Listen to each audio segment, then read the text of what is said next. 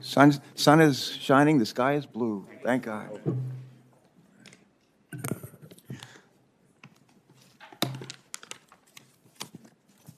It's a pretty quiet group.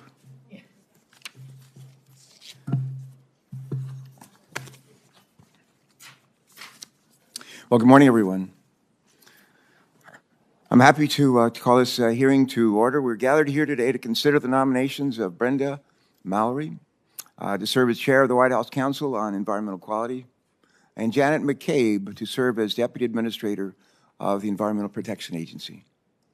We're also pleased to welcome my seatmate in the United States Senate, Richard Blumenthal, husband of Cynthia, who sits to my left when we gather on the Senate floor, and to also welcome Representative Andre Carson.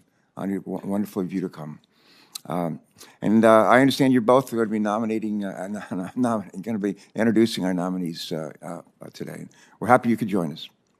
We all know that this is a critical time in our country's history. The American people need compassionate, steady, and enlightened leadership. Unfortunately, the two nominees before us today have the expertise, the commitment, and the integrity that we need to help lead our nation's environmental efforts and meet this moment in time. Both nominations before us today are for particularly important roles that can improve the quality of life for all Americans. One of my mentors, former governor of Delaware, Republican, named Russell Peterson, actually served as the White House Council on Environmental Quality during Richard Nixon and Gerald Ford's administrations.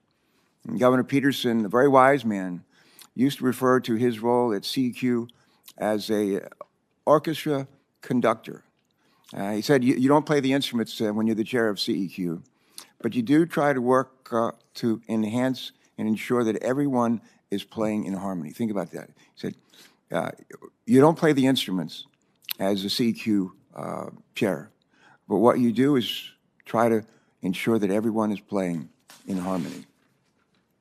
The CEQ chair coordinates action across the entire government to ensure that federal agencies are working in harmony, that every federal decision advances the objectives of economic growth, better public health, and stronger environmental quality. Over the last 4 years, too often CEQ took dangerous policy actions undermining that very mission. And one example, the National Environmental Policy Act, or NEPA.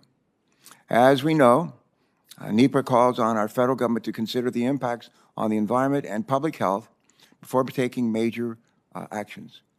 This can inform the public about how transportation projects can impact air pollution and how federal development decisions can affect important historic sites. This law embodies our democratic ideals by offering the American people the opportunity to understand a proposed project and to voice their views to decision makers.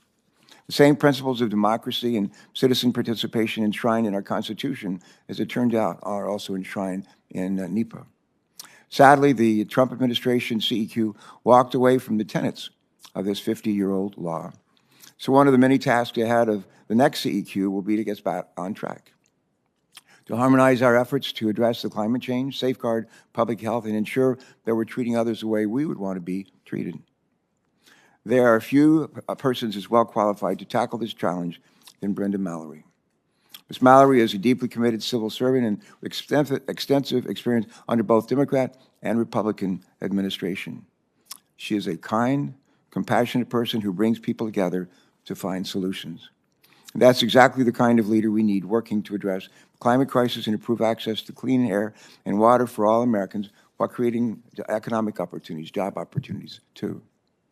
We need that kind of leader at EPA as well, because we all know there's no shortage of leadership challenges facing EPA.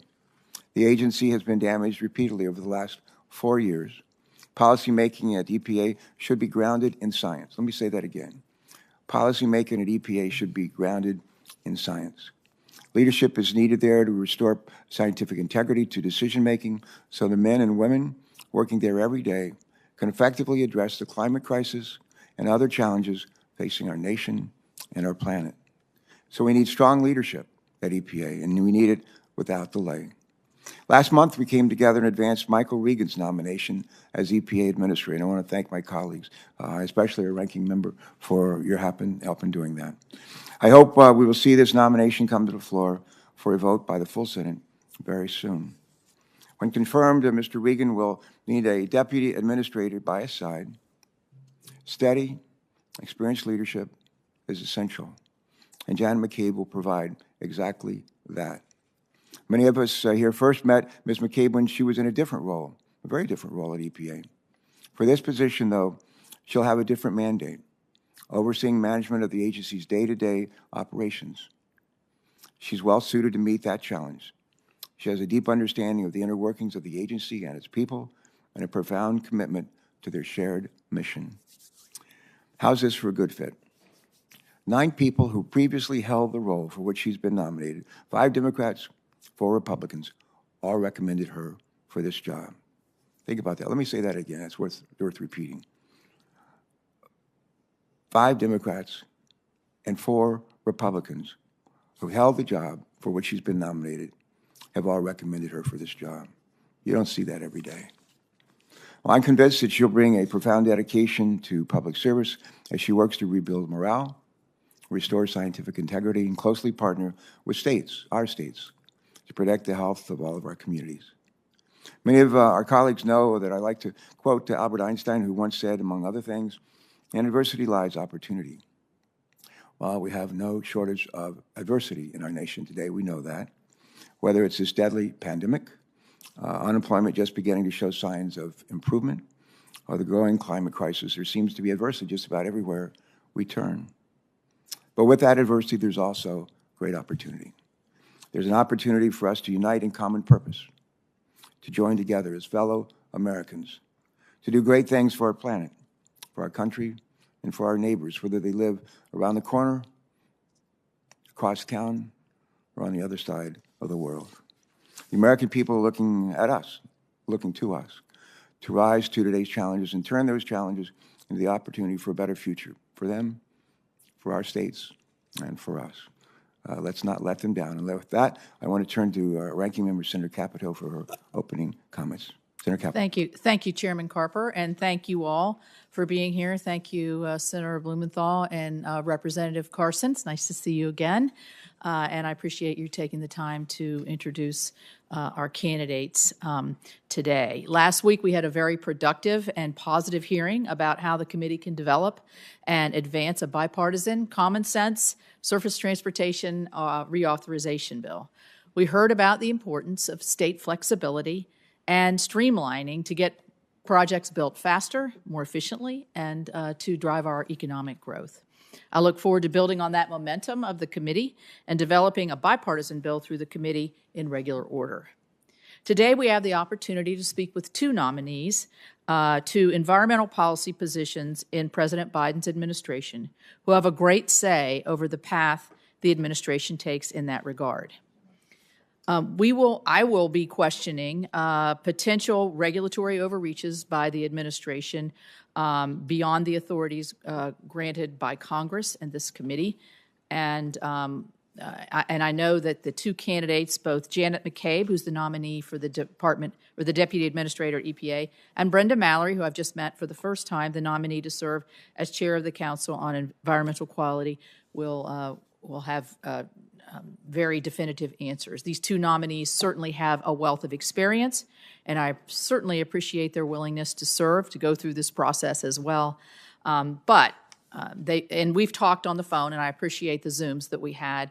It would be no surprise to either one of them to know that some of the policy positions are causing me some concern. This Congress, and as our chairman noted, our first nominee in front of the committee was the Secretary Michael Regan, who is presently head of the North Carolina Department of Environmental Quality. He has been nominated to serve as the administrator of the Environmental Protection Agency, and he came out of this committee. When I said at our business meeting that month, I said, Secretary Regan is the type of person I would like to see leading a federal agency. He expressed a desire to work in a bipartisan manner and has a history of doing so. This is where our paths diverge. Unfortunately, the agenda had already been set by unconfirmed officials in the Biden administration before Mr. Regan even had his hearing. That agenda is clearly shaping up to be a repeat of the Obama administration's regulatory agenda that devastated my state of West Virginia. Both of our nominees today served in politically appointed leadership roles in that administration and supported that agenda. In my view, that agenda means putting Americans out of work through executive orders like canceling the Keystone XL pipeline and rolling back common sense regulations that protect our environment while keeping our economy moving. It means promising the world that America will double down on reducing emissions while countries like China and India will get a free pass. The part that bothers me the most on these actions was the nonchalant attitude that I felt and many of the people that I represent felt during those years directed at them. According to a Politico reporter on Twitter, Gina McCarthy said at a recent event that after she saves the world from climate change, she'll enjoy the most expensive glass of champagne I can find. She also said in an event in February that, quote, "We have to get the middle of the country understanding and active on climate. We have to show them what resilience looks like," end quote. I think that the people of West Virginia and the people in the middle of the country, they know what resilience looks like. We are experts in developing our energy resources and managing our land. What we don't need is an unelected or unaccountable, really, bureaucrat telling us that they know what's best for us, or look forward to celebrating with a toast of expensive champagne that will cause the policies that have caused pain in the past, and hopefully we can do better in the future. In that past administration, Ms. McCabe reported to Ms. McCarthy. Ms. McCabe said the Clean Power Plan was her proudest accomplishment, and we talked about this on our Zoom call, and I appreciate that. Let's just say I have strong feelings about the plan, as everyone on the committee knows. I led a Congressional Review Act resolution to throw it out that passed our Congress but was vetoed by President Obama. If the Clean Power Plan had been implemented, it would have imposed sweeping energy shifting from coal and natural gas to wind and solar, preventing our gradual economic recovery from the Great Recession, a recovery that still hasn't been felt in parts of my state, thanks to some of these regulations. The Clean Power Plan was designed not to protect the environment, but to hurt fossil energy. My state, being a large fossil energy producer, was right in the middle of it and fought the rule in court with a host of other states. It never did go into effect. Ms. Mallory served as the general counsel on the Council of Environmental Quality under President Obama. During that time, the administration made no effort to modernize the decades-old regulations under the NEPA, or the National Environmental Policy Act. And we talked about this in our hearing with the governors, how the permitting for transportation and infrastructure projects goes on for so long, a lot of it under the NEPA regulations, that it costs money and people abandon projects after a while. So President Trump's CEQ did the right thing and updated those regulations to speed project delivery.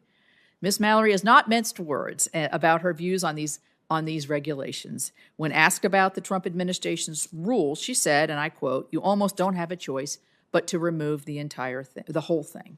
Her statements are not surprising because she is presently working at the Southern Environmental Law Center. That center has challenged many critical Trump reforms that I supported: navigable waters, NEPA reform, Clean Water 401 reforms, and other things to try to help get more pipeline development forward.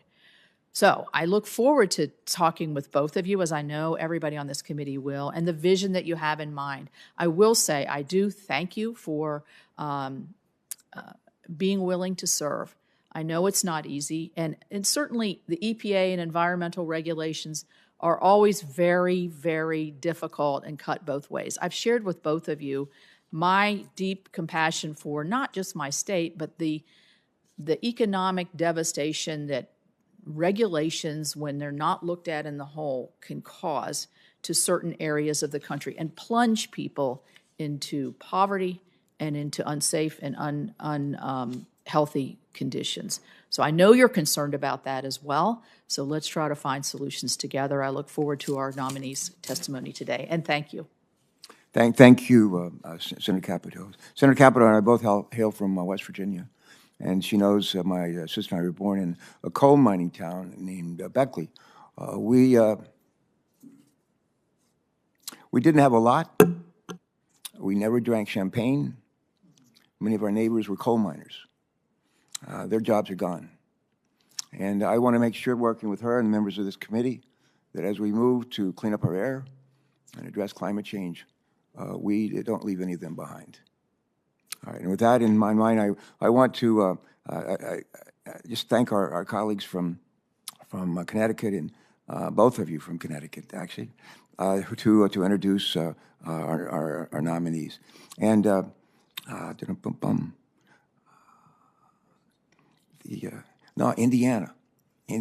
Indiana wants me. Sorry about that, Andre. But I want to turn now to our colleague from Indiana to introduce our nominee for the U.S. Environmental Protection Agency. Where's your district?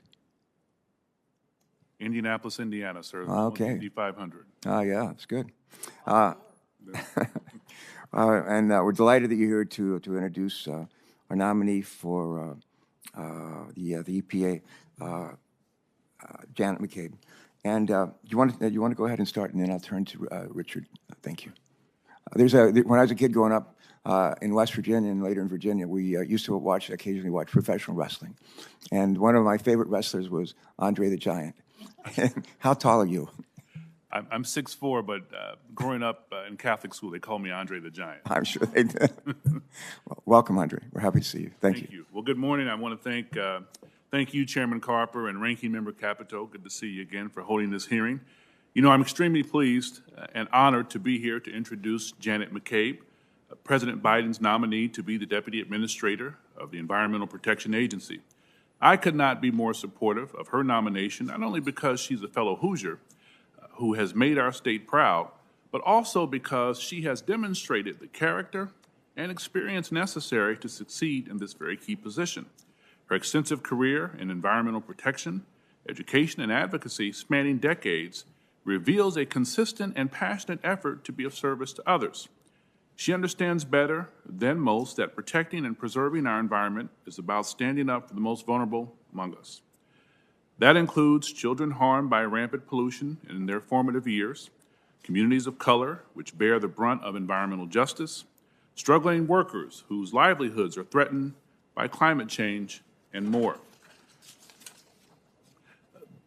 This is why her nomination has garnered praise and support from all sides of the political and ideological spectrum. Her life and career demonstrate those Hoosier values of compassion, hard work, and seeking common ground.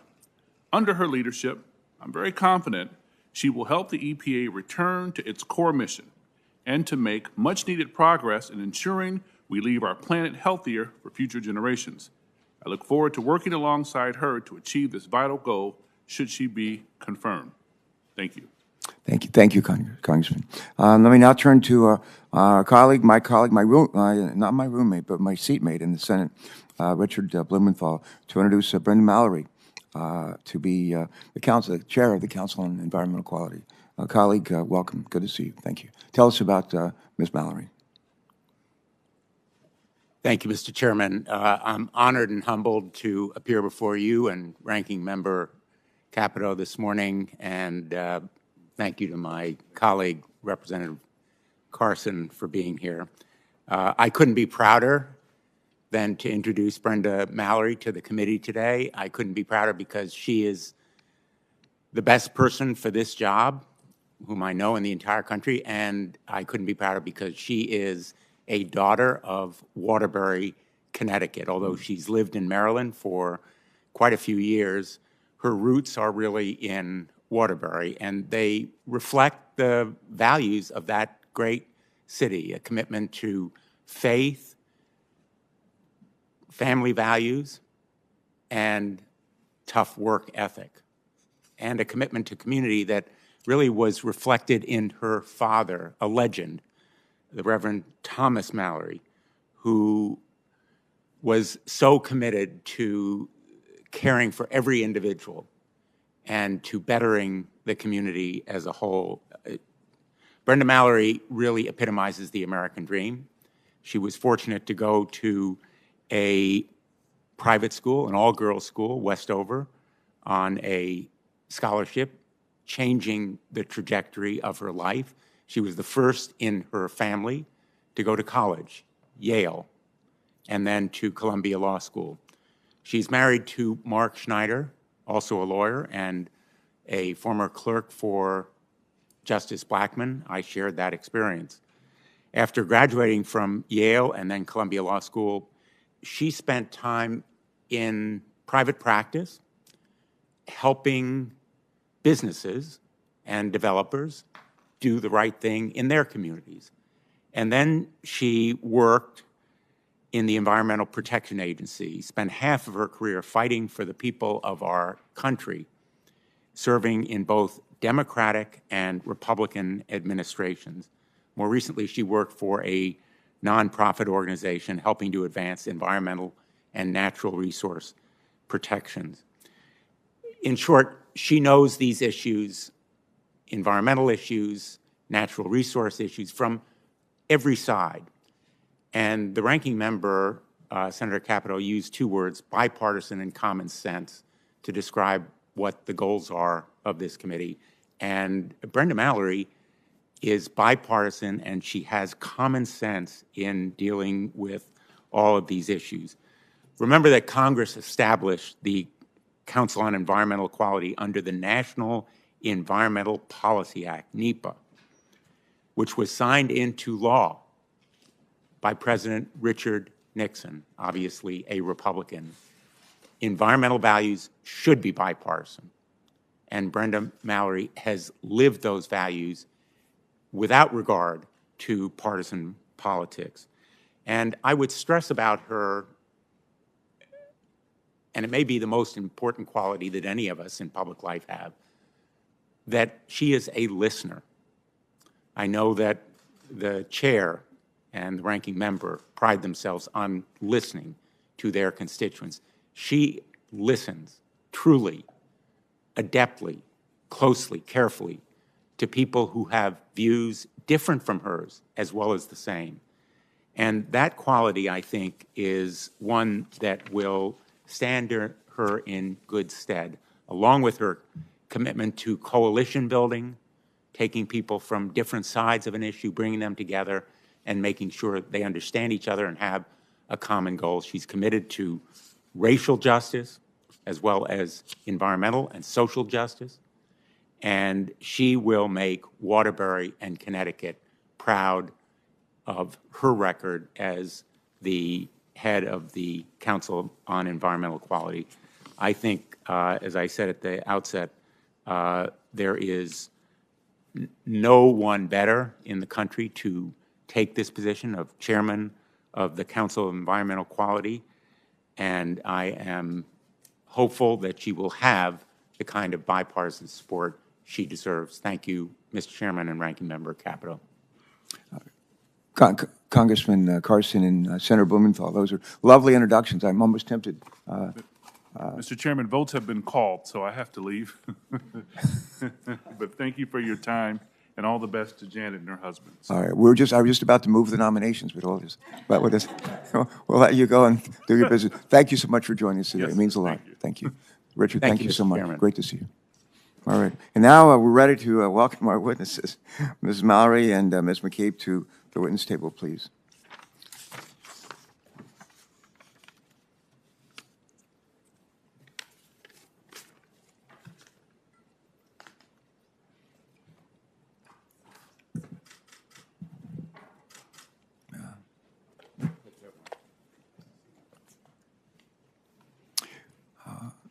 Ms. Mallory, I think I'm going to ask you to start first and share with us your opening statement. And I understand that you might have a special guest with you, and if you feel like introducing him, feel free. Thanks so much. You're recognized. Welcome.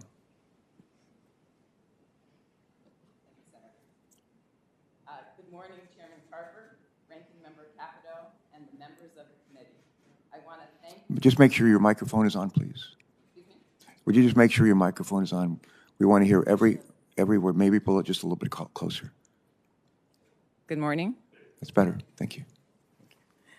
Good morning, Chairman Carper, Ranking Member Capito, and members of the committee. Thank you for the opportunity to appear before you today as the nominee for the chair of the Council on Environmental Quality.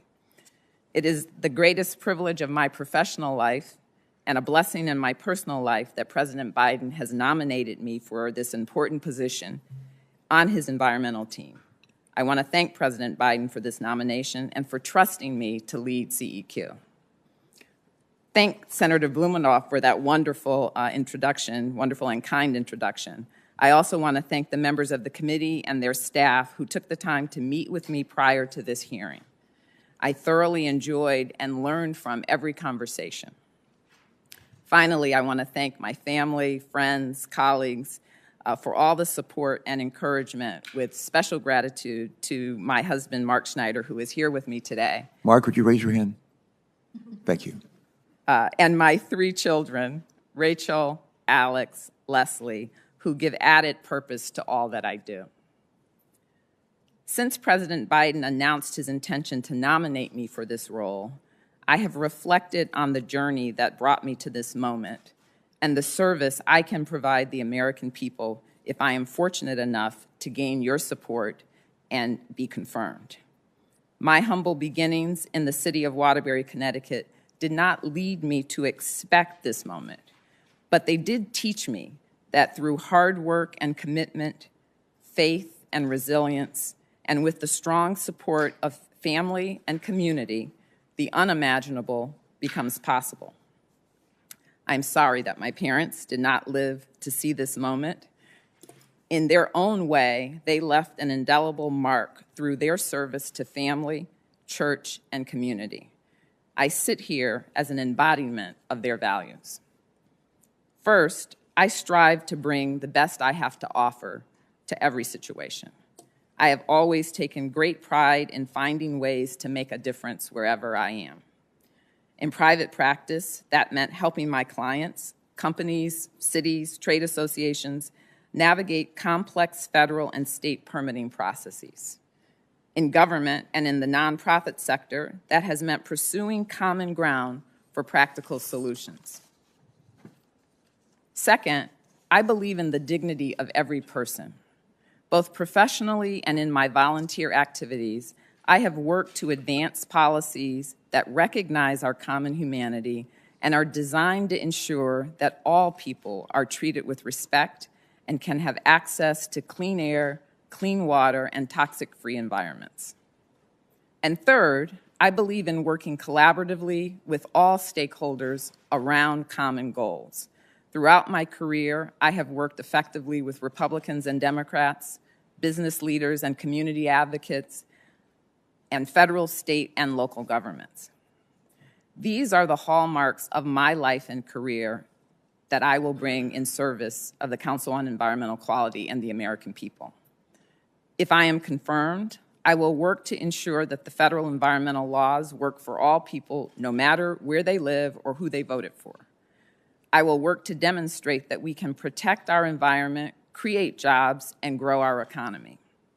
I will ensure that CEQ plays its role leading on environmental and natural resources policy across the federal government and listening, truly listening, as we find solutions that serve the public interest.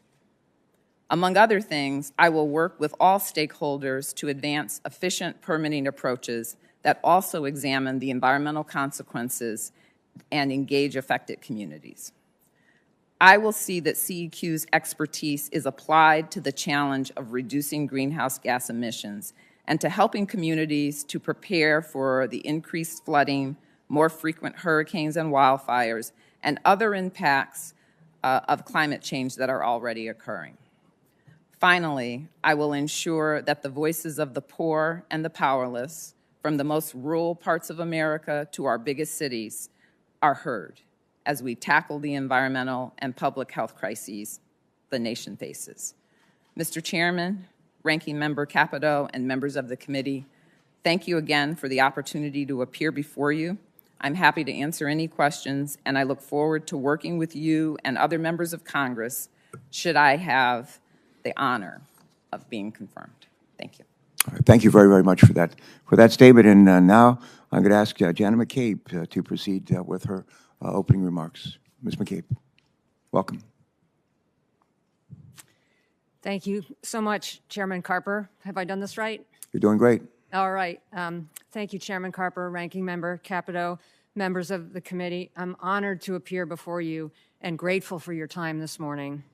It is so humbling that President Biden has nominated me to serve as Deputy Administrator of the Environmental Protection Agency. And if confirmed, it will be a tremendous honor to return to the agency and to work collaboratively with you, with EPA's many partners, and the wonderful EPA staff to protect the health of American families, communities, and our environment. I'm eager for your questions today and to hear from you about your priorities for your constituents. I'd like to thank my family, my husband, John Larimore, who's here with me today. John, would you raise your hand? Would you raise both hands? My children, Peter, Alice, and Dan, and my little baby grandson, Remy, who gives a whole new meaning to my work and my commitment to creating a healthier, safer, and brighter future. I'm so grateful for their support. How old is Remy? He is 16 months. And is he being supportive? He's a tremendous supporter. I got a photo from him in his high chair yesterday. Good. All right. Go, Nana. Since the start of my career, I've had the privilege to contribute to creating healthier, more livable communities for all Americans. I learned early on how poor air quality can worsen asthma and other respiratory problems, leading to higher medical bills, missed days of school and work, and an overall diminished quality of life. Air pollution is connected with heart disease, cancer, and birth defects. It shortens lives. These and other public health issues facing our fellow Americans have motivated my work.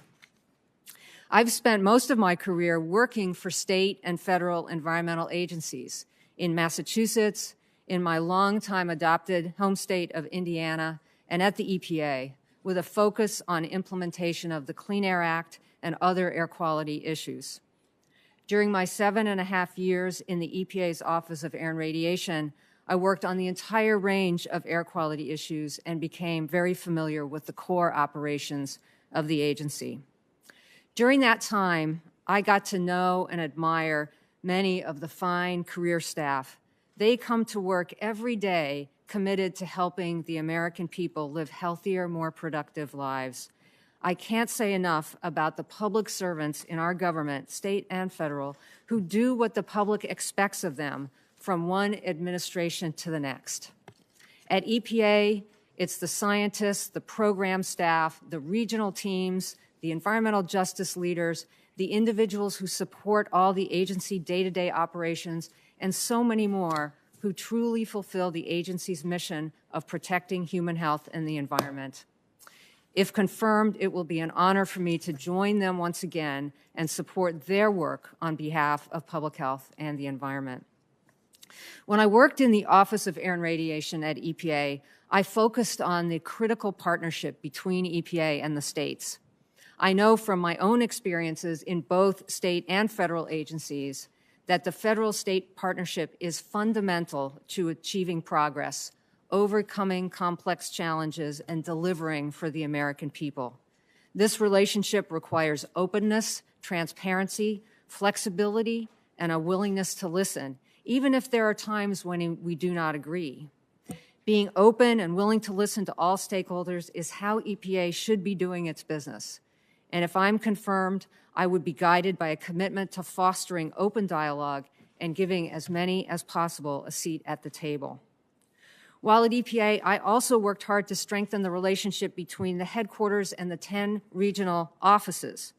We worked on streamlining reviews and approvals, improving communication with our state partners, ensuring consistent implementation of national programs, and valuing the expertise that each person brought to the issues. In addition to my government service, I previously served as executive director of a small children's environmental health nonprofit in Indianapolis, where I got to work directly with families worried about lead paint or clean water. Work was so rewarding and gave me a better understanding of how challenging these issues can be for families around their country. If confirmed, I'll work to ensure that all children can share equally in the promise of clean water to drink, clean air to breathe, and the opportunity to lead a healthy and productive life. In my more recent work with Indiana University and the Environmental Resilience Institute there, I've worked with many local governments across Indiana developing resources and tools to help them address the environmental challenges they face, listening to them first to find out what their needs were and how the university could help, making their communities healthier and more economically vital. From all of my experience, I know firsthand that our programs to improve public health and protect our environment are strongest when they're informed by a diversity of perspectives and rooted in science, transparency, and the law. As the grandmother of one little boy and with another grandchild due to arrive later this month, I promise that if I'm given the opportunity, I will work alongside our talented EPA staff to help ensure that all of our children and grandchildren can grow up in a cleaner, healthier, and more equitable world. If confirmed, I would be honored to work with Secretary Regan and all of you to make that a reality. I look forward to your questions, and thank you again for your time this morning. Thanks, Ms. McCabe. As my colleagues know, we began, once we've heard from our witnesses, your statements, what I do is, what the chair does is asks 3 standard questions of our witnesses. And I'm going to ask you just to respond to each of these. The first question is, do you agree, if confirmed, to appear before this committee or designated members of this committee and other appropriate committees of the Congress and provide information subject to appropriate and necessary security protections with respect to your responsibilities? Do you? I do. I do. Yeah. Do you agree to ensure that testimony, briefings, documents, and electronic and other forms of communication of information are provided to this committee and its staff and other appropriate committees in a timely manner? If you do? I do. I do. Thank you. And finally, do you know of any matters which you may or may not have disclosed that may place you in a conflict of interest if you are confirmed? No. No. All right. Well, thank you. We're going to start with our first round of questions. Let me say to my colleagues, the Finance Committee is meeting in a business meeting, and we're going to be voting here shortly, and I may have to step out for a while, but I leave you in good hands. First question I want to ask before Senator Inhofe, who has been a past chair of this committee and ranking member as well of this committee, he and I participate almost every week in a Bible study. And we are people of deep faith, a number of us are.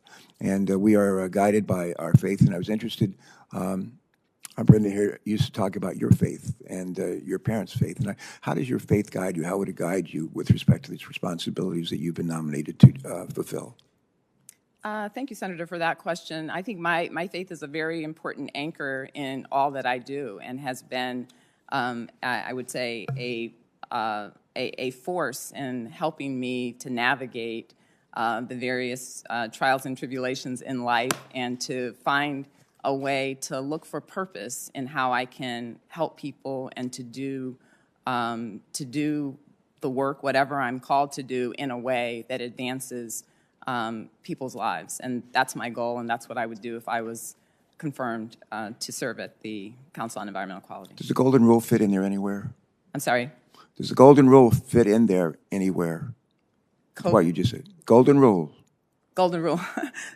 Absolutely, Senator. I think that actually does inform the way that I interact with people, that I expect and I look forward to working with people in a way that gives honor to what they are bringing to the table, and I try to bring the same energy and the same approach to issues that I would like to have people bring to me when I'm engaged on issues. All right, thank you. Ms. Mallory, speaking from your own experience, would you tell us how important CEQ's coordinating role is, and how will your experience guide your leadership at CEQ, if confirmed, in making sure that all stakeholders have a voice in our nation's environmental policy? Yes, Senator. Thank you so much for that question. The CEQ, as has already been stated, was created under the National Environmental Policy Act with a broad mission to assist the President on environmental policy across the spectrum on a broad range of issues. And I think the goal of CEQ over time has been to serve the role of knitting together all of the work that's being done across the agencies and helping to bring to the President and to the White House staff the information about the expertise that folks have in the agencies and how it can be applied towards the president's agenda. And so that's a role that CEQ has played over the years, and in my time at CEQ was a very important part of the work that I assisted in doing. And that, I think, particularly the more complicated the issues and the more issues there are to address, becomes really important in ensuring that that there is important coordination. And coordination, in terms of my own experience, has been really the key of all of the work that I've done, both in private practice and as well as in my various roles in the government. That ability to bring groups of people together around a common goal has been very central. And on one of the projects that I started on in my private practice career, which was to basically help in the environmental and historic resources analysis and strategy for what's now the Capitol Center arena. There were many players involved in that project, many different businesses. It was an important economic development opportunity for the District of Columbia. And it was one of the examples where I was tasked basically to bring together all of the forces around, in particular the historic resources issues, which was central to overcoming the concerns of the community around those issues and making sure that that they were handled in a way that met a very short timeline that required completion of the permit so that financing for the project was available. Okay. Thank you very much for those responses. I'm going to turn now to Ms. McCabe and just ask, would you tell us about some of the environmental challenges that you've seen at the community level in Indiana, where you work and where you've lived much of your life, and how they've impacted your thinking about environmental policy generally? And would you tell us of any lessons that you've learned in working with local governments that will inform your leadership at EPA if confirmed? Yes, thanks, Senator. I think one of the most compelling issues that I've had close personal experience with dealing with families on is the issue of childhood lead poisoning, which is a serious concern in Indianapolis, in various cities in Indiana, and all across the country due to our aging housing structure, the legacy of lead in our environment. And there's nothing more tragic than the youngest and most vulnerable of the people in this country being exposed to these things with potentially life-altering damage to their neurological systems. And being able to sit in a kitchen with a family and show them where the dangerous lead paint is on the windowsill and give them some practical help on how to protect their children is just the most fulfilling and important work. In my work more recently with the Indiana Environmental Resilience Institute, we've really focused on trying to help cities and towns across the state of Indiana. And I love working with mayors. They are so practical that you... Oh, could you hold it right there? Did you hear that? Yeah. I'm a recovering governor. He's a recovering mayor. Well, it's really true, Senator. I don't usually know what party the mayors are. They don't talk about. They don't know either. Yeah. They're dealing with the practical problems in their communities. Yeah, but you know what? I tell my friends up here, they don't understand. Because if you really want to know what's going on, you want to be a mayor. If they don't like your garbage system ends up in your front yard, they get their attention. So that's working close to the people, and I'm in full agreement with that. Absolutely. You've paid your dues. Well, it's honestly true. I talked with a mayor from Huntingburg, Indiana, who, we're having more increased flooding in Indiana because of how the climate is changing. And the mayors, they just look upstream and here comes the water, and they, they have to deal with it. And how does that mayor explain to his community that we've just had 3 500-year floods in 18 months, and first had to learn what a 500-year flood was, and then figure out how to deal deal with it. So that's been incredibly fulfilling work, and it just reminded me so much how you really have to listen to people and go and sit in their kitchens and find out the things that are concerning them and how you can best help them. Yes. All right, my time is expired. Senator Capito, please. Thank you. Thank you very much, and thank you all for your opening statements. And you've both talked a lot about listening and listening to all the stakeholders. So I have a couple of quotes, and I want to give you a chance to respond to how that fits into the listening promises or of your past and hopefully in the future. So you might recall, Ms. McCabe, that when you testified before the committee in 2015 when you were at the EPA, and I asked you then why, with such a far-reaching agenda as the Clean Power Plan, why you were not holding a public hearing in my state of West Virginia, which is deeply impacted by this. And you said at the time, quote, "We wanted to have those meetings in locations where people were comfortable coming," end quote. So then, Ms. Mallory, you gave an example from your private federal service in a webinar I guess it was in 2019. And the quote you have was, quote, "The question was whether I should be sent to a meeting in West Virginia because you know how the boys are in West Virginia." And then you talked about a perception among higher levels of government leadership that the people in West Virginia were, quote, "rough and tumble." You stated, quote, "This was coming from 2 levels above me, and my direct supervisor was like, I'm not comfortable with those people." And you can imagine how that hits you being a native West Virginian myself, and also in these policies that you all are going to be putting forward and coordinating are going to have deep impacts on the 1.8 million people living in my state. So I am concerned about previous sessions that were never held to be listened to to be listened at the concerns of my constituents. So I guess, my question is, could you respond to that? Or do you plan to go out to these areas where they're deeply impacted? You didn't before. So, Ms. McCabe, I'll give you the chance first to talk about that conversation. Thank you, Senator. I know how frustrating this issue is for you. I do understand that. And I heard Secretary Regan commit to you that he would come to West Virginia. I make the same commitment to you today, that if I have the opportunity to visit with you and your constituents in West Virginia, I absolutely will come. Thank you.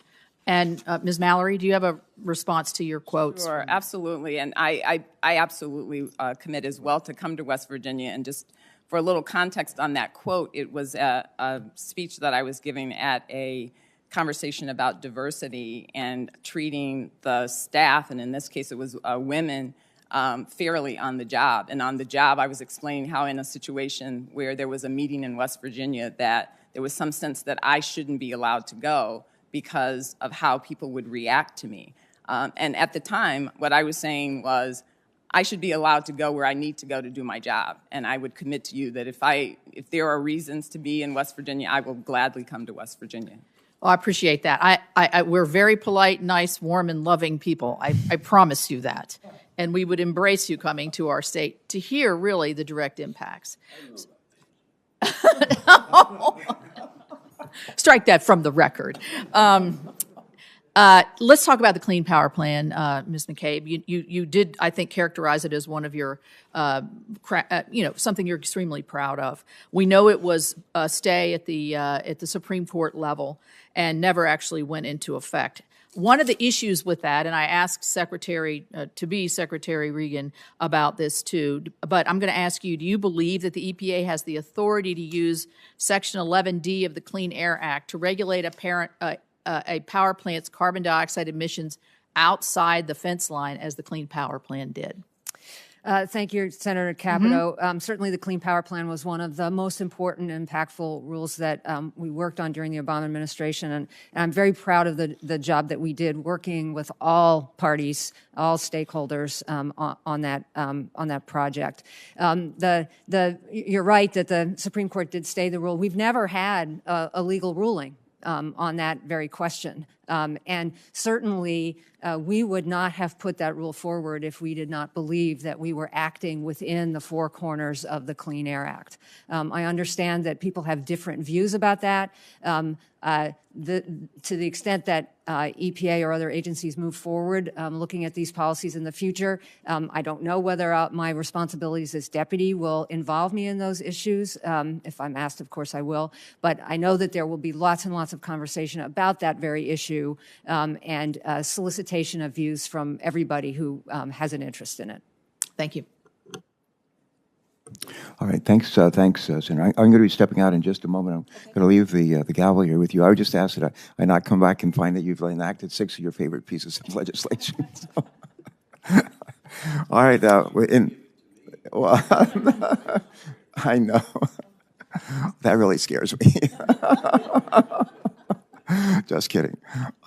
Senator Whitehouse is next. I think he's joining us by WebEx, and then I think Senator Inhofe might be right after him. So, yeah, you bet. Senator Whitehouse, and then I think Alex has joined us as well. Senator Whitehouse, please, you're recognized. I'll be right back. Senator Whitehouse, are you out there? Is anybody out there? Senator Whitehouse, going, gone. Senator Inhofe, you're recognized. Well, thank you. Thank you very much. I accept. Brenda, I enjoyed your comments that were extracted, and I thank you very much, both of you. I enjoyed visiting with you. In reality, we know that we disagree on some things, and we were very frank about that in our conversations. But I used to kind of laugh about Barbara Boxer, commenting that she and I had very little in common philosophically, but we got more done than any other committee did. So hopefully we'd have that kind of a relationship. So let me just mention to both of you one thing that I think is very significant. I know we feel differently about fossil fuels. I understand that. And just to get into the record at this point, since 1970, the combined emissions of the 6 common pollutants dropped 74%. And since the 2005, the United States energy-related CO2 emissions fell by 12%, while related nationally, it was increased by 20%.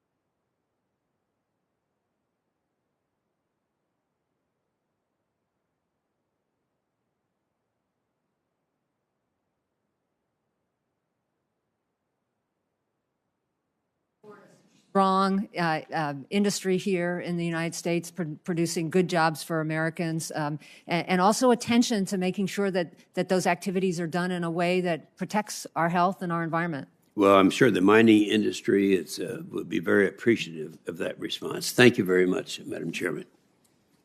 Senator Padilla. Thank you, Madam Chair. Senator Inhofe, it's not just mayors who get that very personal treatment from constituents. So do council members, and in many places, Oh, I know. legislators, et cetera. But Ms. Mallory, Ms. McCabe, thank you both for your willingness to serve. A couple of very quick questions for the two of you as I warm up to two bigger questions, one for each. Number one is, do you believe in science? Yes or no? Absolutely. Do you look forward to making decisions based on science and data? Yes or no? Absolutely. All right, thank you. The next question is for Ms. McCabe. As we had a chance to discuss briefly just yesterday, we recognize that California has long been a leader, not just on environmental policy and stewardship generally, but specifically in the area of fuel economy standards. One of my priorities is to ensure that we restore California's undisputed authority to set fuel economy standards that are safe, affordable for consumers, and obviously good for the environment. California has led so much so that several automakers entered into voluntary agreements with the state of California, committing to stricter standards than the prior administration sought to impose. So the question is another simple yes, no. Would you work with us under this administration in partnership with California on fuel economy standards that can improve standards and environmental quality nationally? Senator, if confirmed, I would gladly commit to you to work in partnership with the state of California. They've been a real leader on these issues, fuel economy and auto standards. Thank you very much. Next question for Ms. Mallory. Throughout my time in office, I've prioritized not just environmental protection policy, but environmental justice policy, specifically for communities that have too often borne a disproportionate brunt of pollution, contamination, toxics, traffic congestion, proximity to Superfund sites, et cetera. It's an issue that's personal to me. I grew up, and one of the first experiences in terms of being active in the community was standing alongside my mother as we blocked trucks from entering the Lopez Canyon landfill in Los Angeles, California, because of its impact on the community that we lived in, air quality, traffic, trash, et cetera. Years later, I would serve on the Los Angeles City Council and supported the creation of an environmental justice zone, which is a designation that provides extra consideration to the cumulative impacts of new developments for areas that have a high concentration of facilities such as solid waste processing, recycling, et cetera. You're probably familiar with the fact that in California we have a mapping and screening tool called Cal Enviro Screen to help identify communities with the most significant pollution burden. It collects data on 20 indicators to help California policymakers identify disadvantaged communities to prioritize our climate investments. It's worth noting that California's tool goes further than the EPA's environmental justice screening tool, in that California includes some non-environmental indicators like education attainment for populations in the area, high housing costs, unemployment, and more. It also allows for identification of cumulative effects so that policymakers can compare census tracts and identify communities most at risk.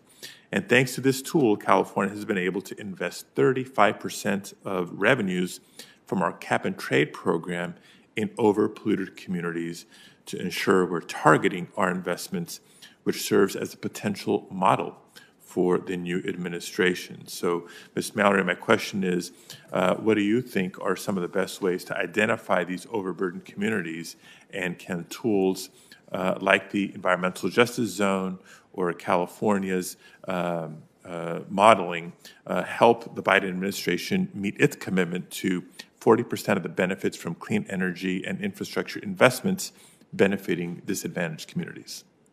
Thank you, Senator. I appreciate that question. And as we discussed, when we met. I think the environmental justice obviously is being given a front and center place in President Biden's agenda and at CEQ in particular. And among the things that have been tasked to CEQ already is standing up the infrastructure through a interagency task force, as well as a FACA working with Federal Advisory Committee, working with citizens from across the country.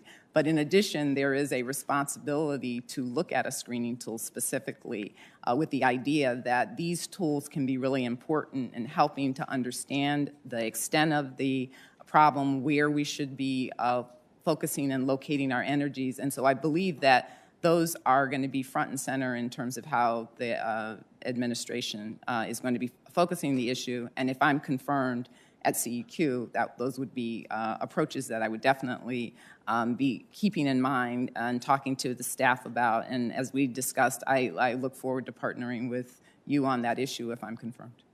Thank you very much. Thank you, Madam Chair. Senator Kramer. Thank you, Madam Chair. Thanks to both of you for being here, and thank you for the time on the phone. It was helpful to me. Ms. Mallory, I'm going to focus on you for the first 5 minutes, so you may be able to relax a little bit next round.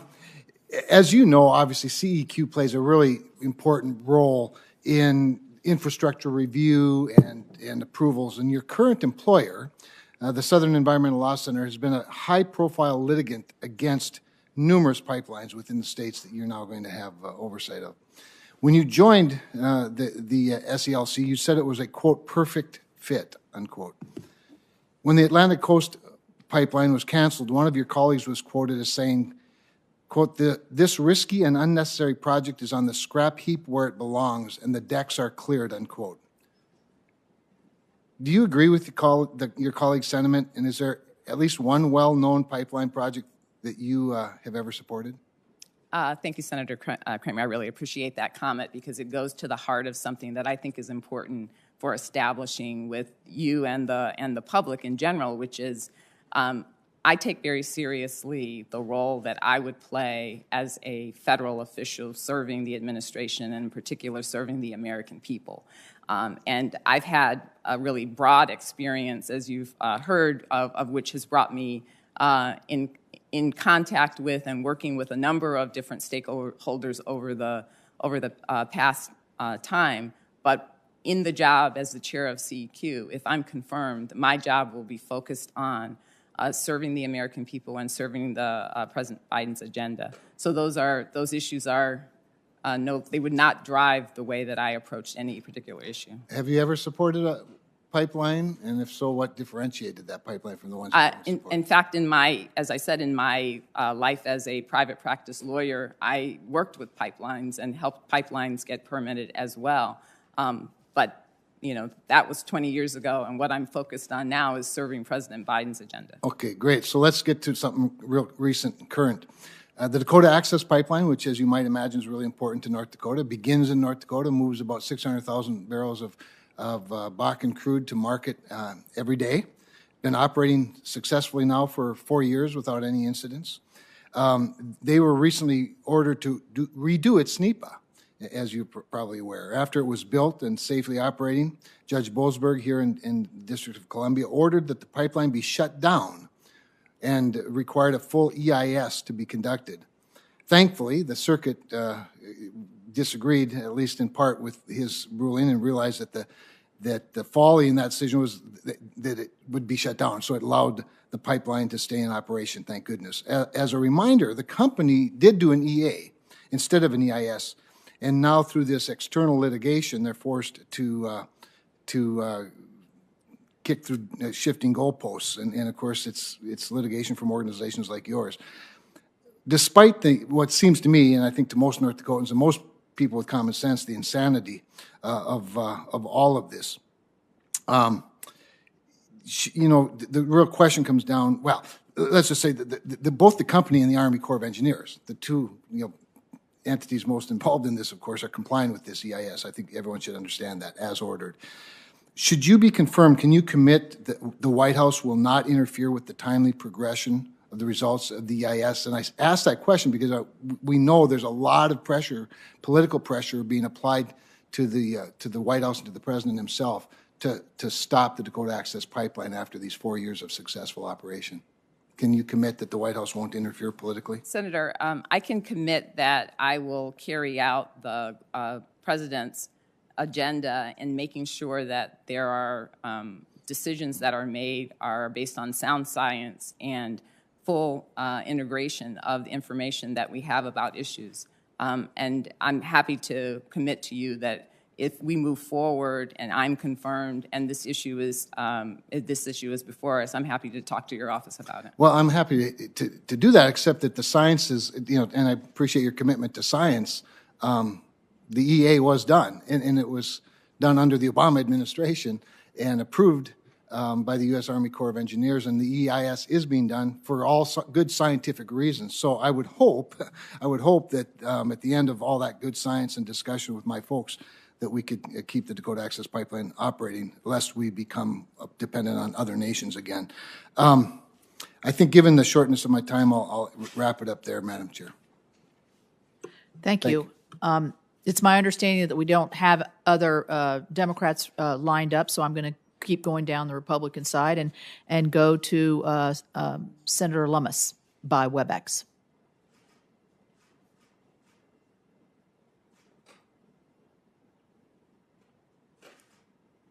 Senator Lummis, are you there? All right, we'll go to Senator Bozeman. Busy day here on Capitol Hill. All right, Senator Wicker. Wait a minute. Who is? Senator Lummis. There she is. Yes. Thank you. Yeah, I'm so sorry. Little technical difficulties here. Ms. Mallory and Ms. McCabe, you both worked at the EPA during the Obama administration. During your time at EPA, the Obama administration's interagency working group on the social cost of carbon met behind closed doors with no public engagement to revise what is known as the social cost of carbon. Federal agencies use this figure to justify regulations on greenhouse gas emissions, no matter how large or how small. My question is this: during your time there, were you in any way involved in this working group? And if you were, please detail your role. Senator, this is Janet McCabe. I was not involved in the working group to develop the social cost of carbon. Senator, CEQ was a participant in the working group on the social cost of carbon during the Obama years. Well, and thank you for saying so. The interagency working group did not publicly list individuals that contributed to the working group's efforts. Public input was limited. President Biden reconstituted this working group and directed it to revise the existing costs. Only 5 of the 12 Senate confirmed positions that lead agencies of the working group are confirmed thus far. And last Friday, the administration reverted to the Obama-era cost estimates.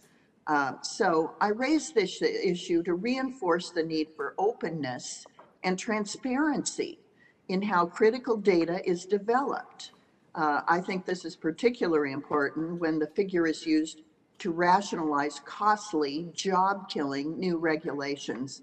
And this is an issue that is important to my state, so hence my raising the issue. Moving on, if confirmed, will you inform this committee and the public of CEQ or EPA's participation in the interagency working group on social cost of carbon, including all offices and staff that are participating and representing your respective organizations? Senator, I can say that the CEQ definitely expects to be involved in the social cost of carbon working group going forward. That's been laid out already by the president in the executive order. And that process before, under the Obama administration, was one that went on for a number of years, and there was extensive public process associated with it before a decision was ultimately rendered, which is why my understanding is that the administration felt that they could move forward with an updated version of that estimate now, while a new process is being set up and an opportunity for public participation will be included in it. Senator, that's Well, sorry. Go ahead. That's my understanding as well. So agree with Brenda that I expect that there will be a process that will involve people having an opportunity to weigh in. So thank you for that. So I'm assuming that both of you support using the regulatory review process for future revisions to the social cost of carbon. Senator, I'm not sure what you mean by regulatory review process. I think that the process that was previously used to ensure that there was an opportunity for input by the public and experts in the area is what's anticipated at this point. That's my sense from the outside. Well, we have recommendations that the working group go through a full regulatory review process to revise the cost estimates, then relying on studies that were subjected to a less rigorous journal review process. So what we'll do is try to get that information to you about concerns that have been expressed. And we want to make sure that consequential scientific analysis is done. Thank you. Hello? Yep, we're here and listening. You know, I don't think you'll have any disagreement from us that any decisions such as this be based on sound science and well-vetted studies that folks have an opportunity to see and weigh in on. Thank you very much. Mr. Chairman, I yield back. Thank you. Senator Markey by WebEx.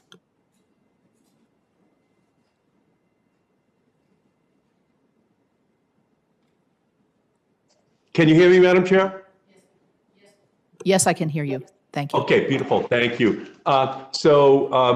Thank you to both of our great panelists for being here. Thank you for being willing to serve. As you both know, we're in a climate crisis right now, and we need to move forward aggressively in order to deal with this crisis. So I'd like each of you, if you would, just to give me a sense of your commitment to ensuring that we unleash this clean energy revolution that can help to deal with the climate crisis.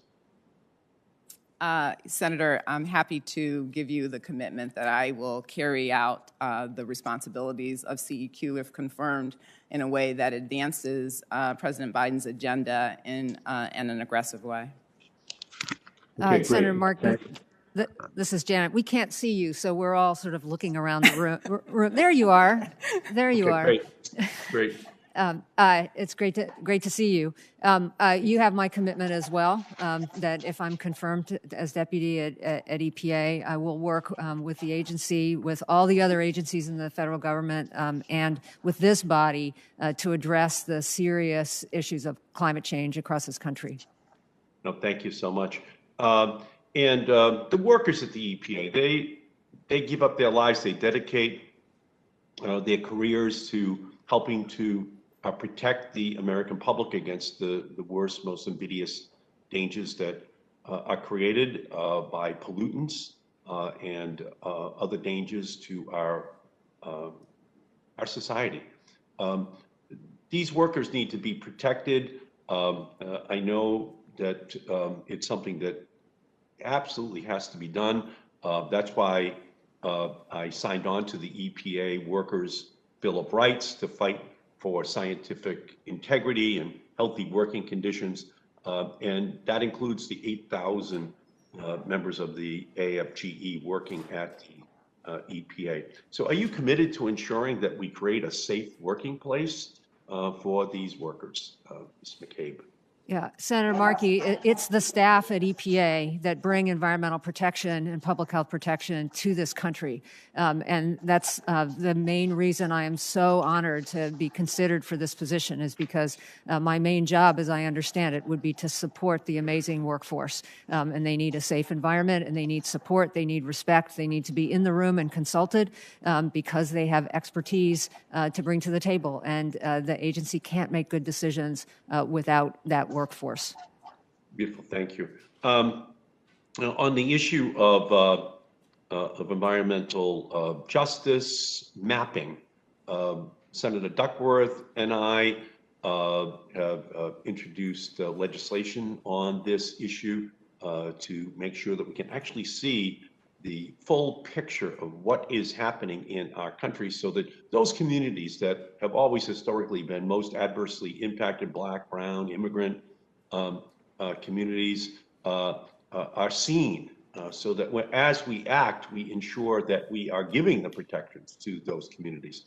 So I'd love to hear each of you speak about that issue and the need to focus upon it over these next 4 years. I know that Senator Padilla has already raised it, but just love to hear you expand a little bit more on that subject. Sure. Thank you, Senator Markey. And as we discussed in our conversation, the President has made environmental justice a central element of his agenda and a central element of the work that CEQ will be doing. So I look forward to working with the staff and really with the rest of the federal government as we move forward on this issue. As I said to Senator Padilla, one of the issues that is already identified in the executive order that the President issued is the need to look at better tools to help understand where the communities are and where activities are most needed from the work that we're doing. And so I also expected that to be part of the work that I would do at CEQ if confirmed. No, thank you. Senator, Sorry. Please. Yeah, I'll just add that EJ Screen, EPA's screening tool, was developed when I was at EPA before. We heard Senator Padilla talk about the amazing system in California. I've actually been working with a colleague and some students at Indiana University on a review of about 17 different environmental justice screening tools that different states or universities have developed. And it's amazing to see the different approaches. So I think there's a lot to work from in terms of developing a tool that's usable and can be kept up to date and is really meaningful and will help everybody make good decisions about focusing on areas where the protections of the environmental laws may not have been realized over the history of the country. No, without question, and Chelsea, Massachusetts is just a perfect example of where it's just the most densely populated city in New England, has high minority population. It's right next to the airport, the oil tankers, the idling diesel trucks. So they have the highest level of asthma and also the highest level of coronavirus. They're both respiratory illnesses. So you can see how it all interacts together. So it's just time for us as a nation to ensure that environmental justice is made a priority. So we thank both of you for your willingness to serve our country. And I thank you, Madam Chair. Thanks, Senator Markey. I think Senator Cardin is next. He asked me, I ran into him in the hall coming down here. He asked me if anybody raised any questions about Chesapeake Bay. And so that's like a pitch well telegraphed. Mr. Chairman, I was surprised to find out that the answer was no. So Senator Cardin. I rushed into the hearing room to make sure that we have the Chesapeake Bay properly protected. Let me first thank both of our nominees for your willingness to serve in these critically important positions. We know it's a challenge, any position in public life, but particularly when you're dealing with these issues. And we thank you and your families for being willing to make this commitment to public service. So Chairman Carper's given me the perfect introduction for Ms. McCabe first, the commitment towards the Chesapeake Bay. Every chance I have, I like to underscore the efforts that have been made on the Bay for over now 30 years, maybe 40 years. We started in the state legislature. And it was really from the locals up. It was not a federally mandated program. It started with the locals, governments, and other stakeholders, including our farmers, our developers, our local government units, coming together with a science-based approach to try to deal with the challenges of the Chesapeake Bay. It's not easy. It's a complicated body of water. It doesn't flush itself as frequently as other bodies of water. It is a national treasure declared by numerous administrations. And we've made a lot of progress. The water quality is certainly a lot better than it would have been without the efforts that we've made, but we still have a lot of challenges to go. So the first question I have is that in previous administration, Obama administration, we had a person designated for the Chesapeake Bay as a coordinator within EPA. We found that to be very helpful because it really did help the 7 states and 6 states in D.C. in coordinating our efforts. So can you just tell me, Ms. McCabe, your commitment, if confirmed, in working as a federal partner in the Chesapeake Bay and putting a spotlight within EPA for those efforts? Well, thank you, Senator Cardin, and I really enjoyed talking about this with you the other day. These special places, these incredible places in our country are where people live and work and what animates them to make things better. In my neck of the woods, it's the Great Lakes, and it's the same thing. You need everybody from the bottom up and the top down around these incredible resources to be working together. So I know you talked with Secretary Regan about the idea of how to focus attention on the Chesapeake Bay at EPA, and certainly if I'm confirmed and am able to work with him, we'll do what we can to work with your office and make sure that the agency is focusing the right resources on this special area. I thank you for that. Ms. Mallory, I want to talk a little bit about a subject. I hope I don't get you in any trouble in this nomination hearings, but about NEPA and the regulatory process. And I say that because we all want to streamline the process. We want it to move as quickly as it can.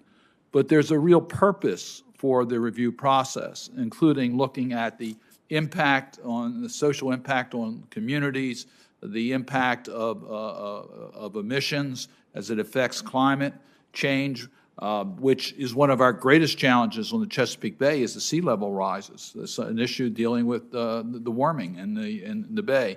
So can you just tell me your commitment to use the process to make sure that there is social justice, environmental justice, and that communities' views are in fact have an opportunity to be heard in the review process?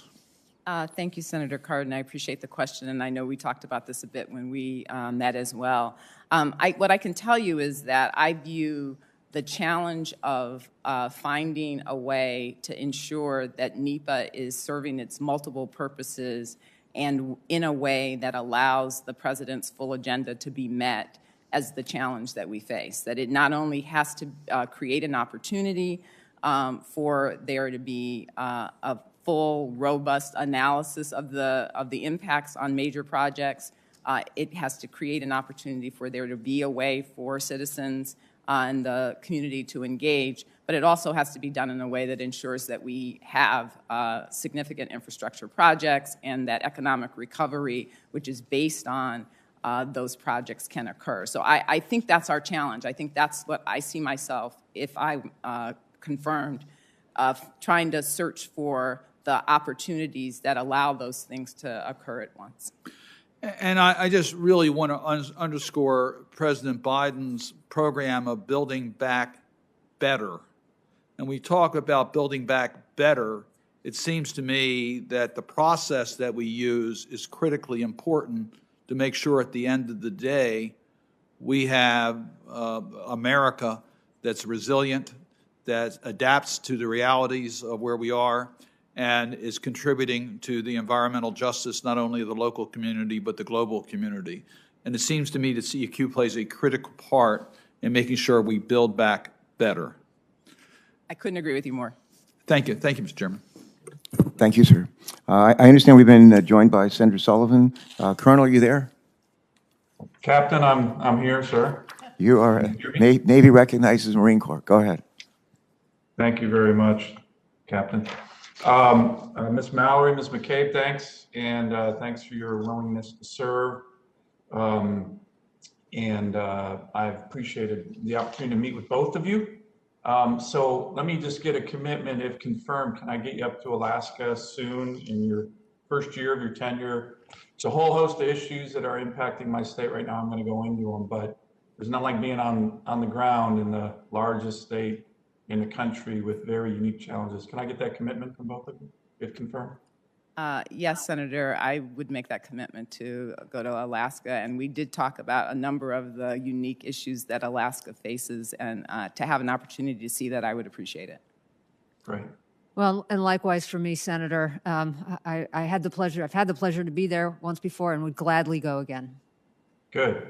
And it can be in the summer. You know, I was back in Fairbanks last weekend and it was about 38 below zero. So it doesn't have to be in the winter, but maybe it's good to see 38 below zero too. There's a lot of unique elements to living in communities like that. Great people, tough people. But it would be great to have you up there. Let me go into a couple issues. I've talked to both of you about the balance on the environment and other things like jobs. And I am also going to talk about environmental justice, maybe not from the perspective that it's always talked about, but on jobs. We're in a recession. My state's in a really hard, difficult economic challenges from with regard to the pandemic. And yet the Biden administration in its first 6 weeks have launched 7 executive orders that have either focused directly or indirectly on my state. 7. There's no state that's getting the love from the Biden administration like mine. And we don't view it as love. We view it as a war on working families and jobs in Alaska. It's incredibly concerning. I guarantee you Delaware or no other state in the country gets 7, really 8 if you consider the latest Biden-Trudeau joint statement, which focused on ANWR, to really attack my state and working families and jobs. Can I get you to just briefly, both of you, explain how you balance environmental protection, which we in Alaska care more about than anybody. Trust me, Alaskans care more about protecting our environment than anybody at EPA or CEQ, Democrat or Republican administration. How do you balance the jobs? Right now, there are projects almost daily in my state where people are losing jobs, good jobs, yes, oil and gas jobs, they're relevant, by the way, Mr. Chairman, and really important to America, and yet they're under assault. Help me with this. My state is reeling, and the new federal government administration, 7 EOs attacking Alaska. It's nothing like it, and we're not enjoying it. Thank you, Senator. I appreciate that question. You are hitting on, I think, the major challenge that we see as an administration in trying to address the climate crisis and prepare ourselves for a future that allows all of us and all communities to live better and to live in ways that don't have the extreme impacts that we're otherwise set up for. I'm going to interrupt here. I don't want to be rude, but you know, even our country has reduced greenhouse gas emissions in the last 15 years to 2005 to 2017 by almost 15%, more than any major country in the world by far. It's not even close. China's doubling theirs. We're reducing ours. Almost all that is due to the revolution in natural gas with good jobs, right? Right now, all we're seeing from the Whitehouse is we're going to restrict production of energy, kill the jobs, and the result is no good jobs, and importing more gas from Russia, oil from Saudi Arabia. I mean, none of this makes sense. You don't kill American jobs and energy production to address the climate crisis when natural gas is actually helping globally, no doubt, with the reduction of greenhouse gas emissions. Again, how do you square this? Because I keep asking the question about jobs, and I get, well, we got to sacrifice jobs. Well, we're going to make John Kerry. We're going to have we're going to help people make good choices in their jobs. That condescending attitude really, really ticks me off, and it really insults the people I represent. Well, as I was saying, Senator, I think the importance of jobs as part of the clean energy economy that we are aiming to build, I think, is central. We understand that people are suffering now, and I know personally, I understand what that means when people are suffering because of the loss of their jobs. And our goal is to get to a place where we can have an economy on which we can all plan for a future that recognizes the climate impacts that we're experiencing. Does that mean states like Alaska that produce energy have to sacrifice jobs? I think it means for states like Alaska that there is a unique transition that has to occur there, and that we have to work more closely with you and figuring out how to do that in a way that protects people, and that is the goal. Let me ask a really important question. My understanding in a recent meeting with the President of the United States that he was fully endorsing natural gas as a transition fuel. President. John Kerry has said he doesn't. I think the White House needs to figure out who's speaking for whom on energy policy. I think it would be the president. Do you two support natural gas, robust production of natural gas and natural gas jobs as an important transition fuel? The President of the United States does. I think gas is a part of the transition for sure.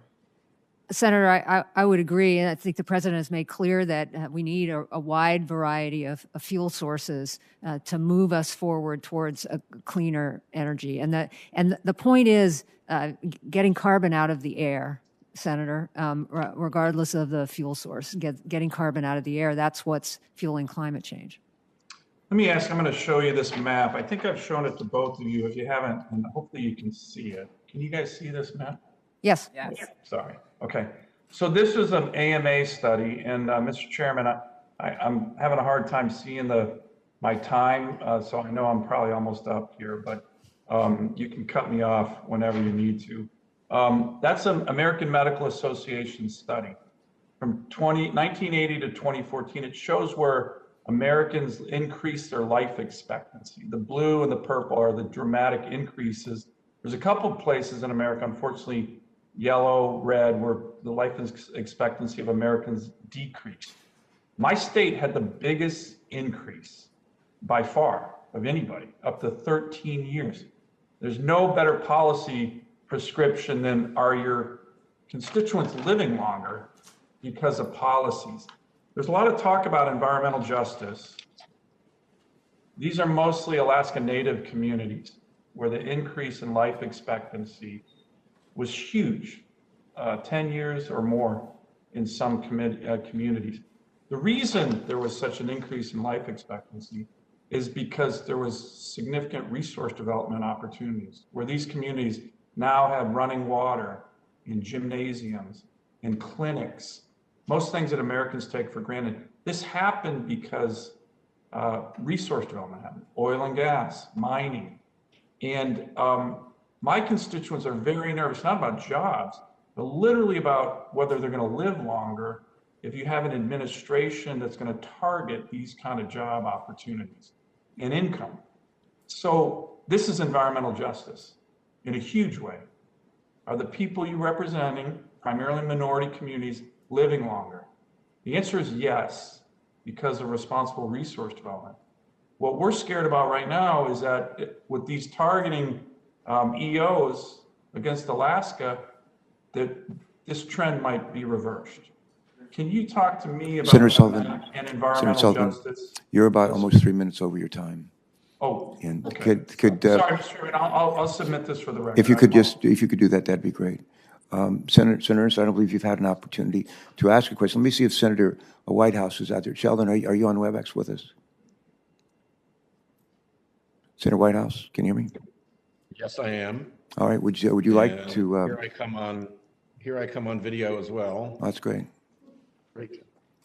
Thank you, Chairman. Oh, there you go. Good. Welcome. It's all yours. Thank you. We're good.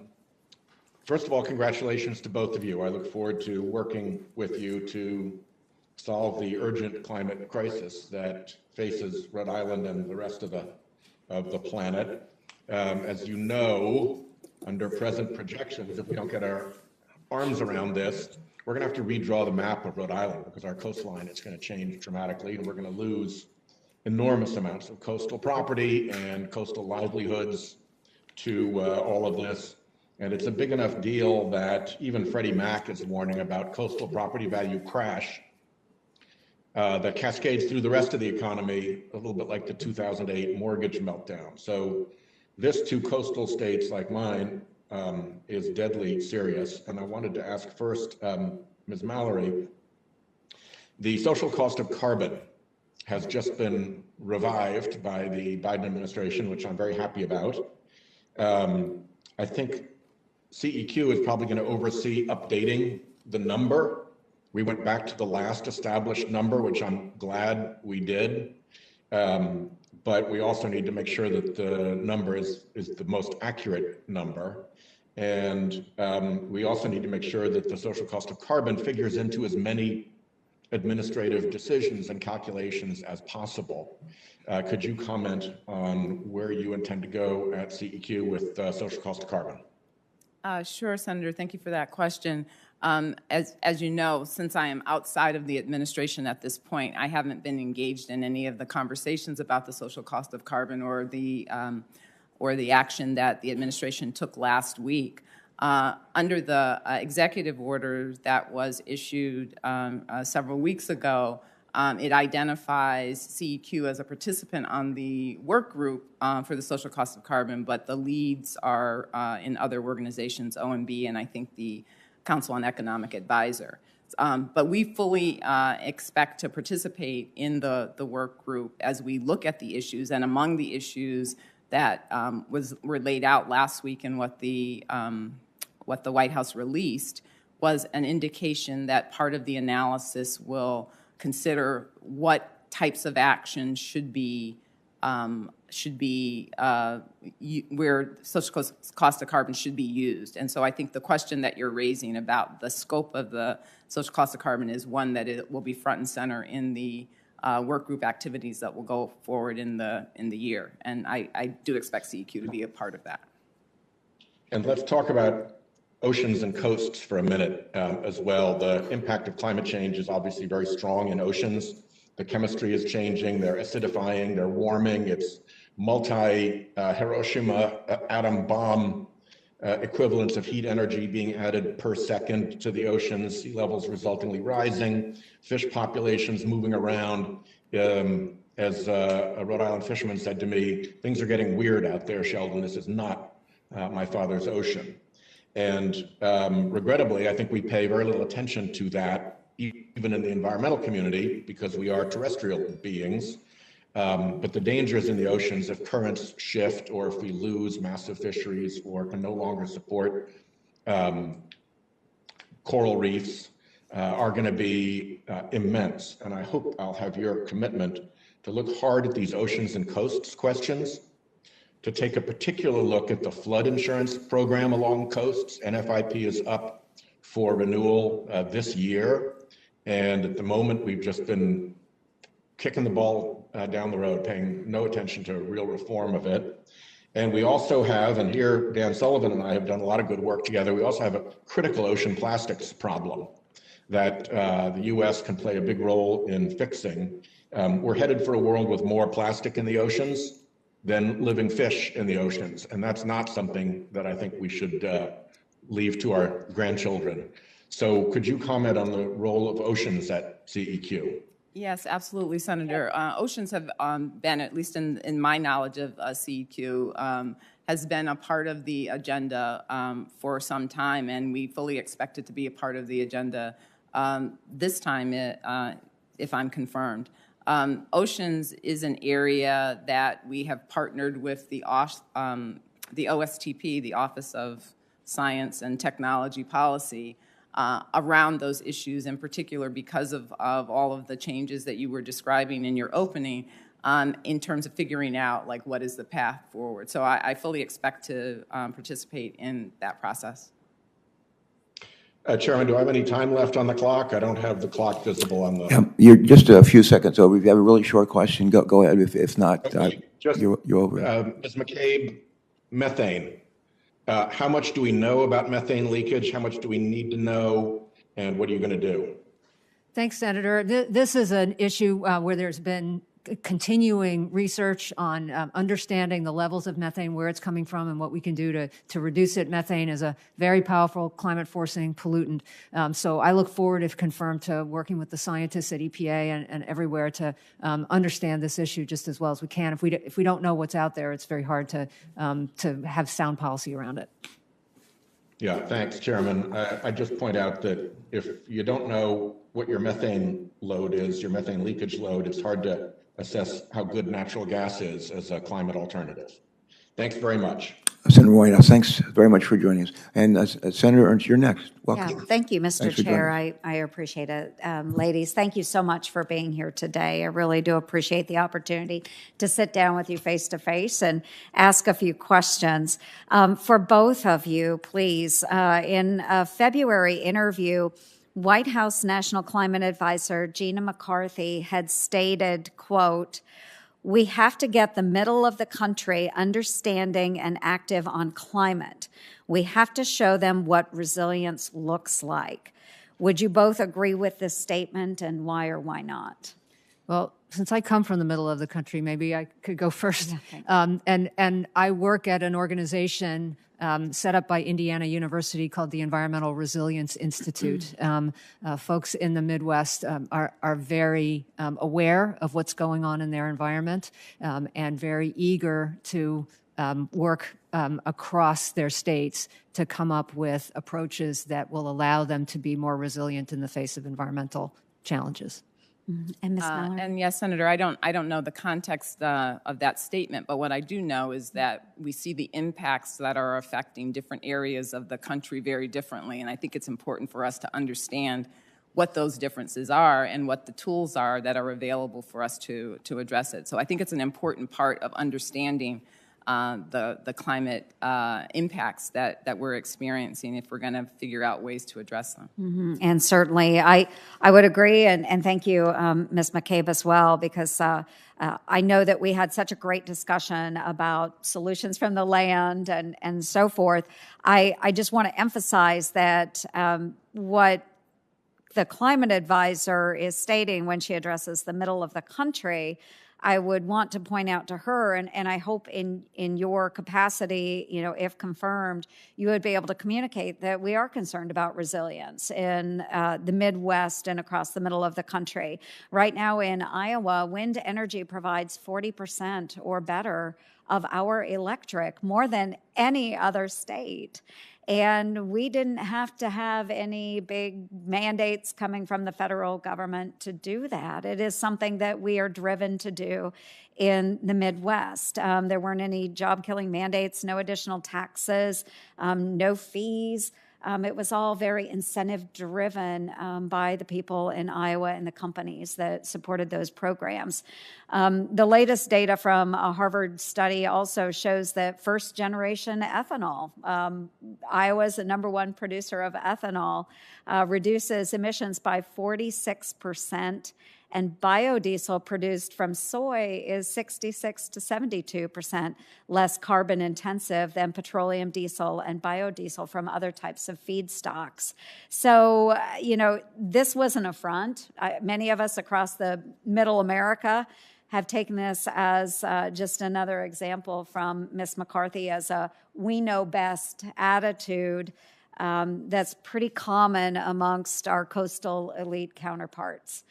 And I think that Iowa has set a very, very good standard for others to follow. And I hope that if given the opportunity, you will visit us in Middle America and see some of the really wonderful things that we are doing in the space of green energy. And again, it's not driven by big federal mandates. It's because we believe in what we do, and we as Midwesterners have resilience. So we'll dive on. I want to talk about permitting as well. So, Ms. Mallory, permitting. As you know, on January 21st, President Biden revoked President Trump's August 2017 executive order that created the one federal decision policy, which requires agencies to process as one federal decision environmental reviews and authorization decisions for major infrastructure projects. Infrastructure is going to be a hot topic for a number of years, and to complete the NEPA process within an average of 2 years. Do you agree with President Biden's decision? Why or why not? I will say that that executive order revoked that executive order, but also told CEQ and OMB to look at that policy to see whether or not it should be revised or reinstated. So I don't think the issue is off the table. And in fact, I also believe that the elements of the one decision policy are integrated into the 2020 regulation itself. So the issue has not gone away. The question is there a way for us to address the approach to permitting in a way that also responds to the other values that we're going after, making sure that you have good data, making sure that communities are participating, making sure that we can do it in a way that ensures that we get our projects done in a timely fashion. Thank you. And I do believe we need to find ways to speed along the permitting process, of course, taking into account our values. But certainly infrastructure will continue to be a very important topic for us to discuss, especially right here in this committee. So thank you, Mr. Chair, very much. Thank you, ladies, for being here today. Appreciate it. Thank you. Senators, thanks so much for joining for your questions. Ms. McCabe, how far away is Indianapolis from Iowa? From Iowa? It's pretty close. Like how close? Yeah. Yeah, you sort of go halfway across Indiana, then you do Illinois, and then you're there. Have you ever been there? To Iowa, I'm sure that I've been to Iowa. Okay. All right, you may want to go again. All right, thanks. Senator Kramer, you're next. Senator Capito and I are going to yield to you, and if no one else shows up, then we'll wrap it up. But Kevin, go ahead. Very good. Thank you very much. So since Senator Ernst raised the issue of Ms. McCarthy's comment about resiliency and the ignorance of the Midwest, I'm just going to sort of tag onto that a little bit. I'm not going to brag so much about all the wind that we have in North Dakota. We do have a lot of it. But I will tell you this, that winter is an annual event. It's not a vortex. We don't shut the lights off because it's cold. We crank up the coal and the gas to make sure that people stay warm. We don't shift the gas away from manufacturing or heating homes to go over here to a peaking station. We've been talking about the resiliency of the grid for decades before it was the cool thing to do. And so we really, I will just say to you, Ms. McCabe, I'm all about second and third and fourth chances. I'm grateful for all of them that I've had. You have a steeper hill to climb, frankly, than most, largely because in 2014, you sat before the same committee and promised federalism. You did again today, promised federalism, considering the states, listening to the states. And yet, the Clean Power Plan proved to be one of the most overbearing, big government impositions on states that ever, which is why 26 states successfully litigated it, including mine. And one of the biggest problems, and this is why you have a lot to answer for, frankly, with regard to what you called your proudest accomplishment. The proposed rule in the Clean Power Plan required North Dakota to cut its CO2 emissions by 11%. Now, reasonable, nice Midwesterners say 11%, I don't like it, I don't like the prescription, that's another whole factor, but we can probably do 11%. And then, of course, the final rule comes out since everybody decided, well, 11%, let's play along, let's do our part rather than stand against this thing. And it was 45%. 45% just dropped on a state like North Dakota. That, by the way, is one of the handful or so of states that meet all ambient air quality standards as prescribed by the EPA.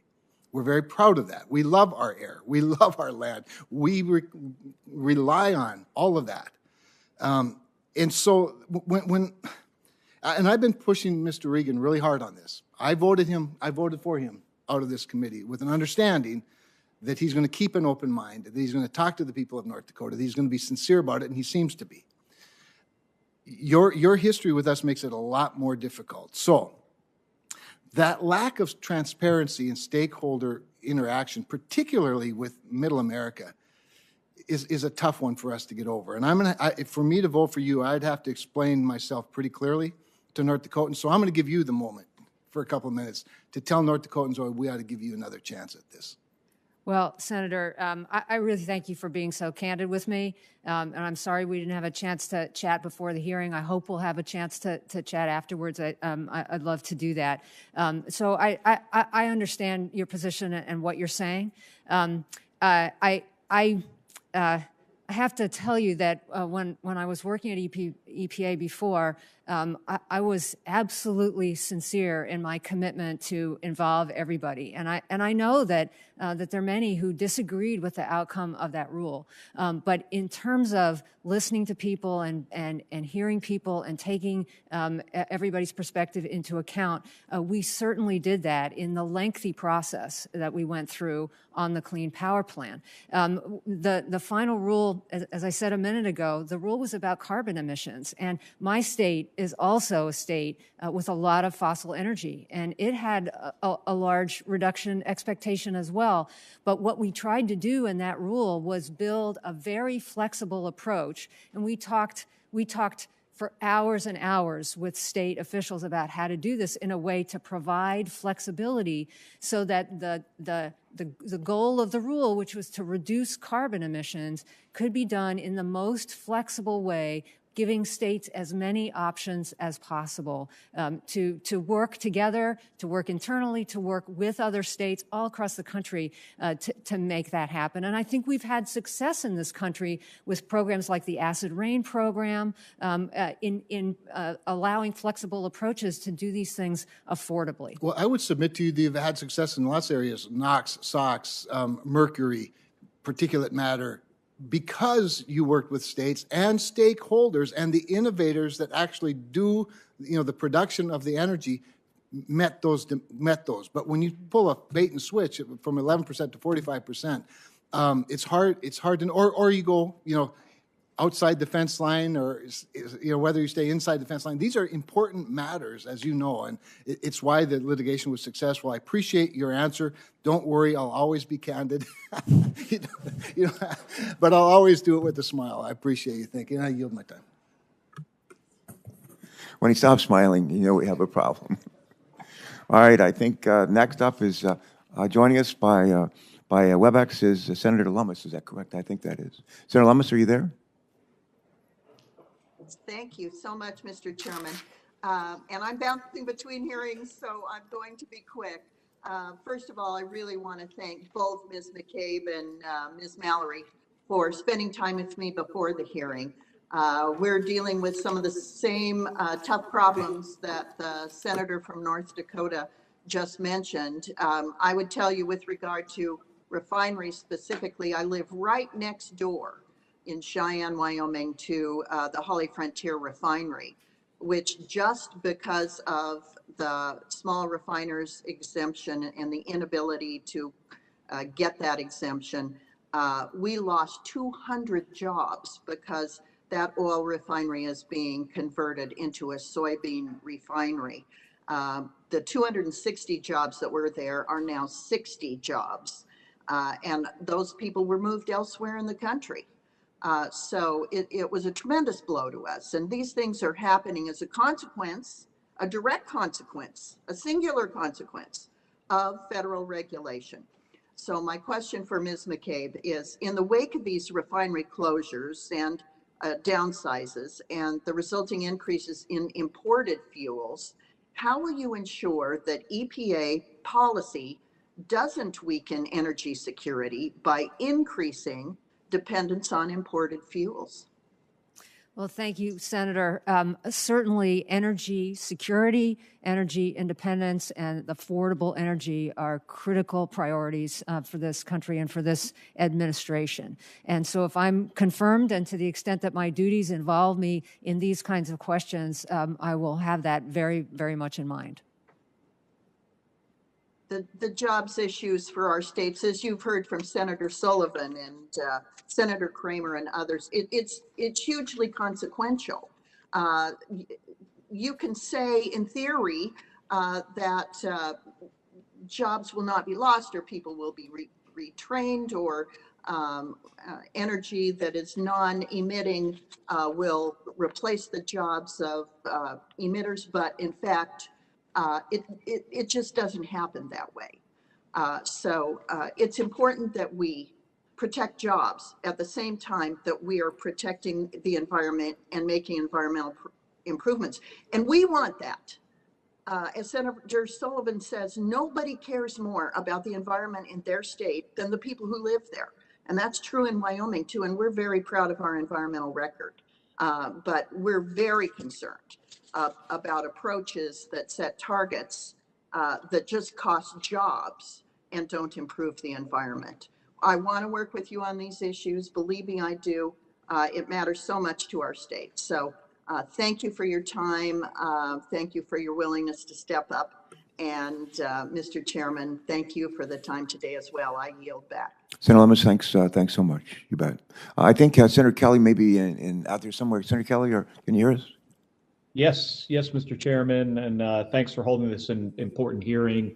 And thank you to Ms. McCabe and Ms. Mallory for joining us today and for your willingness to serve in these roles. Both of these positions to which you're nominated for are very consequential to the state of Arizona and for our country. So let me just jump in with a question here, and I want to start with Ms. Mallory. So Ms. Mallory, the Council on Environmental Quality is essentially the compliance officer for every environmental impact statement issued by a federal agency under the NEPA process, the National Environmental Policy Act. Arizona is one of the top mining producers in the world. And to get to a carbon-free future, we need to have copper, lithium, nickel, cobalt, and other strategic minerals to build solar panels and to build electric vehicles and high capacity, high density batteries. The World Bank estimates, they estimate that 3 billion tons of minerals are needed for green technology worldwide to accomplish this. And I fully support the NEPA processes that are out there. But the average time it takes to permit a mine in the US is about 10 years, in part because of the lengthy and complex federal permitting and EIS review process. I mean, we need strong environmental reviews, but is there a way that you know of? Is there a way to increase the speed and accuracy of environmental impact statements for mines that produce critical minerals without compromising the integrity of NEPA? Thank you, Senator. As I was saying earlier, I think that in some ways that's the challenge that CEQ is facing right now for a number of activities. Infrastructure is the topic we were discussing before. I think the issue is, as you've emphasized, we need to make sure that we're not making changes to our process, a process that's been in place for over 50 years that undermine what the goal is. And in a time when the environmental impacts that we're facing from climate change and other things are so grave, we don't want to lose the value that the NEPA process can bring to our decision making, but we also need to figure out ways that will allow us to make these important decisions in a timely way. And so that is the charge, I believe, that is sort of central to the role that I would play at CEQ if confirmed.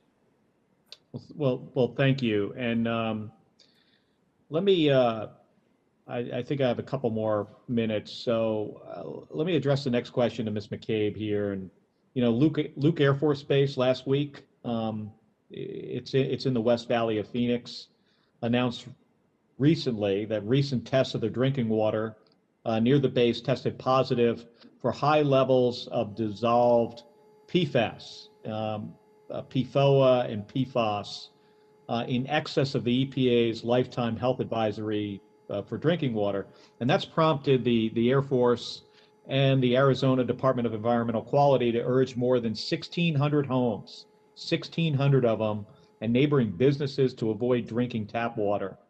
And the Air Force has begun, as they should, distributing bottled water to affected Arizonans.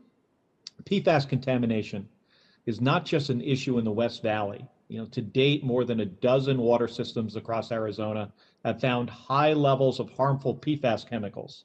Yet, as you know, the EPA has not designated PFAS chemicals as hazardous substances. So if confirmed, what steps do you believe the EPA could take to help protect Arizona communities, especially those near our Air Force installations and airports, from PFAS contamination? Thank you, Senator. This is an issue that's affecting the entire country, and I know that areas around military bases often are really finding these contaminants in a way that is really concerning. My understanding, and Senator, these areas are not my historical areas of expertise, but I know that there are a number of different approaches that are within the environmental statutes and the environmental authority of EPA to be looking at this chemical.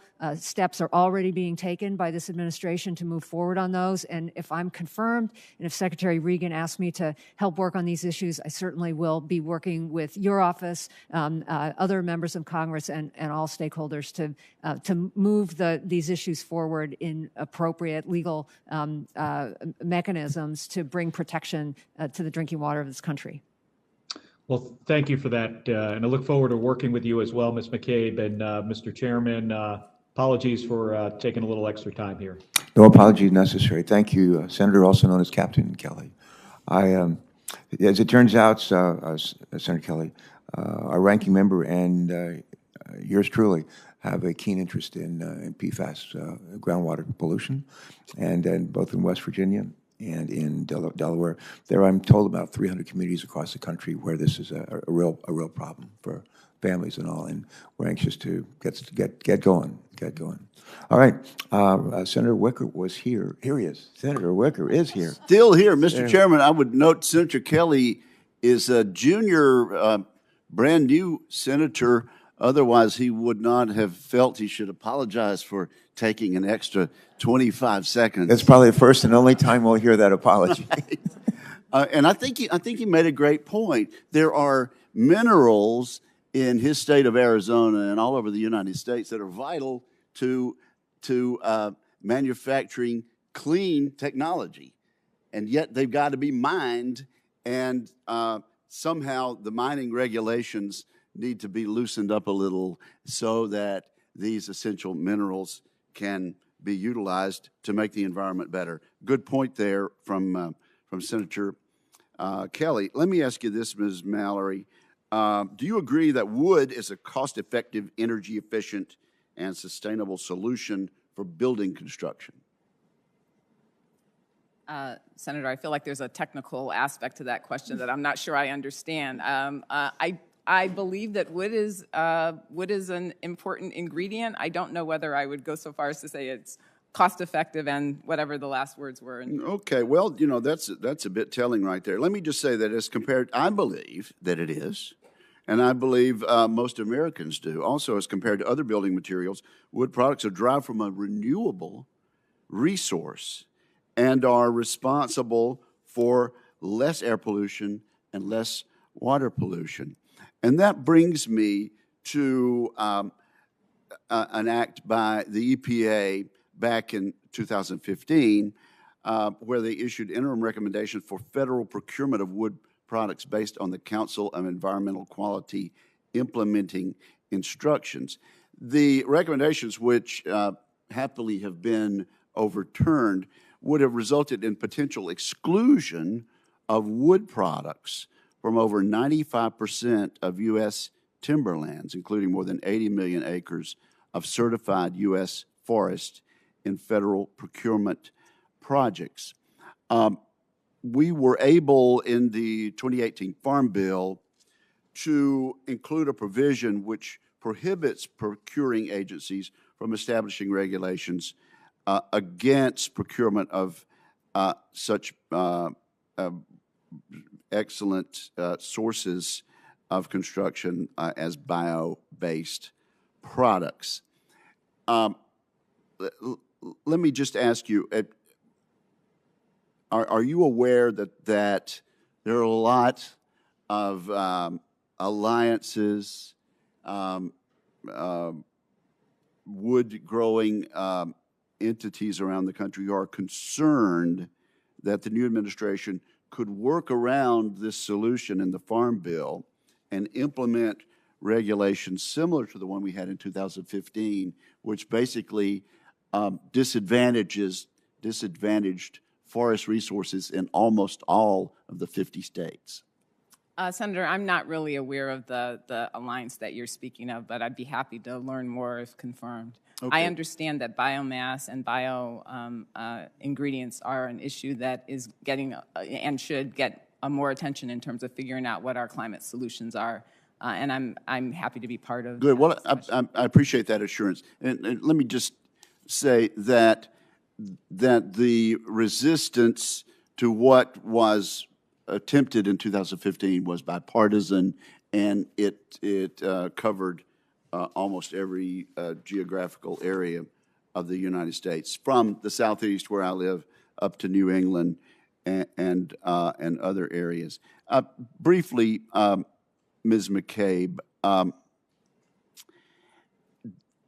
there was a feeling back in the Obama administration in developing the Clean Power Plan that there was a Washington, D.C. decision forced on the states, and we didn't have a practice of cooperative federalism then.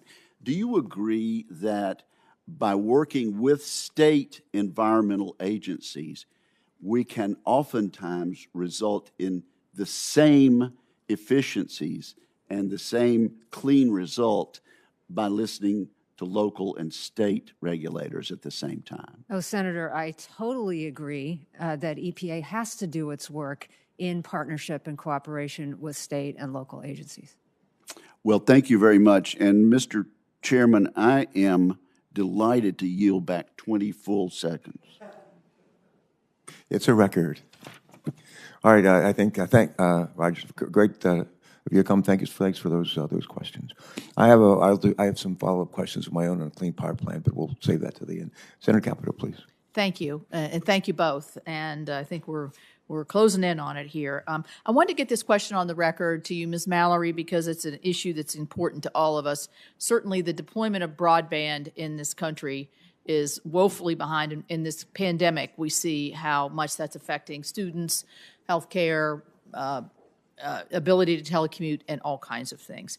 So there is a working group at the FCC, the Broadband Deployment Advisory Committee, that is recommending that agencies finalize categorical exclusions that exempt broadband projects from the NEPA process. As a matter of fact, in 2010, the Obama administration CEQ noted that, quote, appropriate reliance on categorical exclusions provides a reasonable, proportionate, and effective analysis for many proposed actions, helping agencies reduce their paperwork. So we need to deploy this as quickly as possible. I guess what I'm asking you, would you look at this issue of categorical exclusions that I think, as we've pumped a lot of money into broadband deployment, but if we get it hung up into all kinds of permitting, we're going to end up elongating it and making those projects more expensive. So I'd just like to have your opinion on this, or at least some assurances that this is something you'll take. Thank you, Senator. Absolutely. If I'm confirmed, I would look into and be briefed on the issue of broadband categorical exclusions. Thank you. Thank you. I want to talk about environmental justice, and I know that Ms. McCabe and I talked about it on our Zoom. I'm not sure that we did. And it's been touched on, you can see, with the job loss issue. So as I think of environmental justice and understanding that it's somebody living next to a polluted area, can't move, they don't have the wherewithal or the money to be able to change that or clean it up or all those kinds of things. But I also think that with joblessness comes an expanded environmental hazard. When you have people who have depression or opioid addictions or joblessness or hopelessness, you end up, the environment surrounding those types of, those folks, those homes and those communities, I think can be just as damaging to our environment in some ways as maybe a factory or a power plant or some other kind of, where you can directly say that's an environmental hazard. So I guess what I'm asking you, do you agree with what I'm saying in terms of the joblessness issue? Does environmental justice encompass those kinds of concepts that I'm putting forward? Just help me understand your perspective on that. And we'll start with you, Ms. McCabe. Thank you, Senator. Any job loss is a terrible thing, and I agree with you that we have communities across this country that are suffering greatly, and the pandemic is just making it worse. So you have my total agreement there, and I think we need to pay attention to all of these issues. I think that President Biden has reflected in his executive orders that paying attention to communities that are affected by the transition to a more climate-safe world is those impacts are real, and that the government needs to be paying attention to those. So I do agree with you that we have to pay attention to these issues. Yeah, Ms. Mallory. Yes, Ms. Capito, and I guess what I would say is I definitely agree that those are problems that need attention and that we are prioritizing in terms of thinking about the broader agenda. Whether they always fall under a category of environmental justice, I'm not sure, but it doesn't matter because I think they are priorities that I think that we need to figure out ways to address. Well, in ways it does matter because there's a great emphasis on this administration on environmental justice and equity. And that's a lot of the words that are used. As a matter of fact, this COVID bill has for some reason, some money in there for environmental justice. I don't agree with that being exactly COVID related, but that's a whole different topic. So I think it does matter because we're going to put a lot of resources into this, meaning federal dollars. And I know there have been some promises in some of the executive orders that, 40% of whatever the benefits would be from green energy is going to go back into the communities. But you can hear the skepticism of the states that have been impacted before. And, some of us kind of feel like it's sort of a little pat on the head and, you're going to be okay. And I'm glad to hear you talk about transitions because we didn't really have a transition, I don't think, under the Obama administration. We lost thousands of jobs and really shuttered a lot of our communities. Last question is, you have Gina McCarthy as the climate czar and John Kerry as another climate czar, then Ms. Mallory at CEQ, and then you and Michael Regan at EPA. How does this all fit together, and who's the lead here? And I don't know if you've had these discussions with Gina McCarthy or the president himself as to who's going to be the lead on environmental policies and whose voices should we be listening to?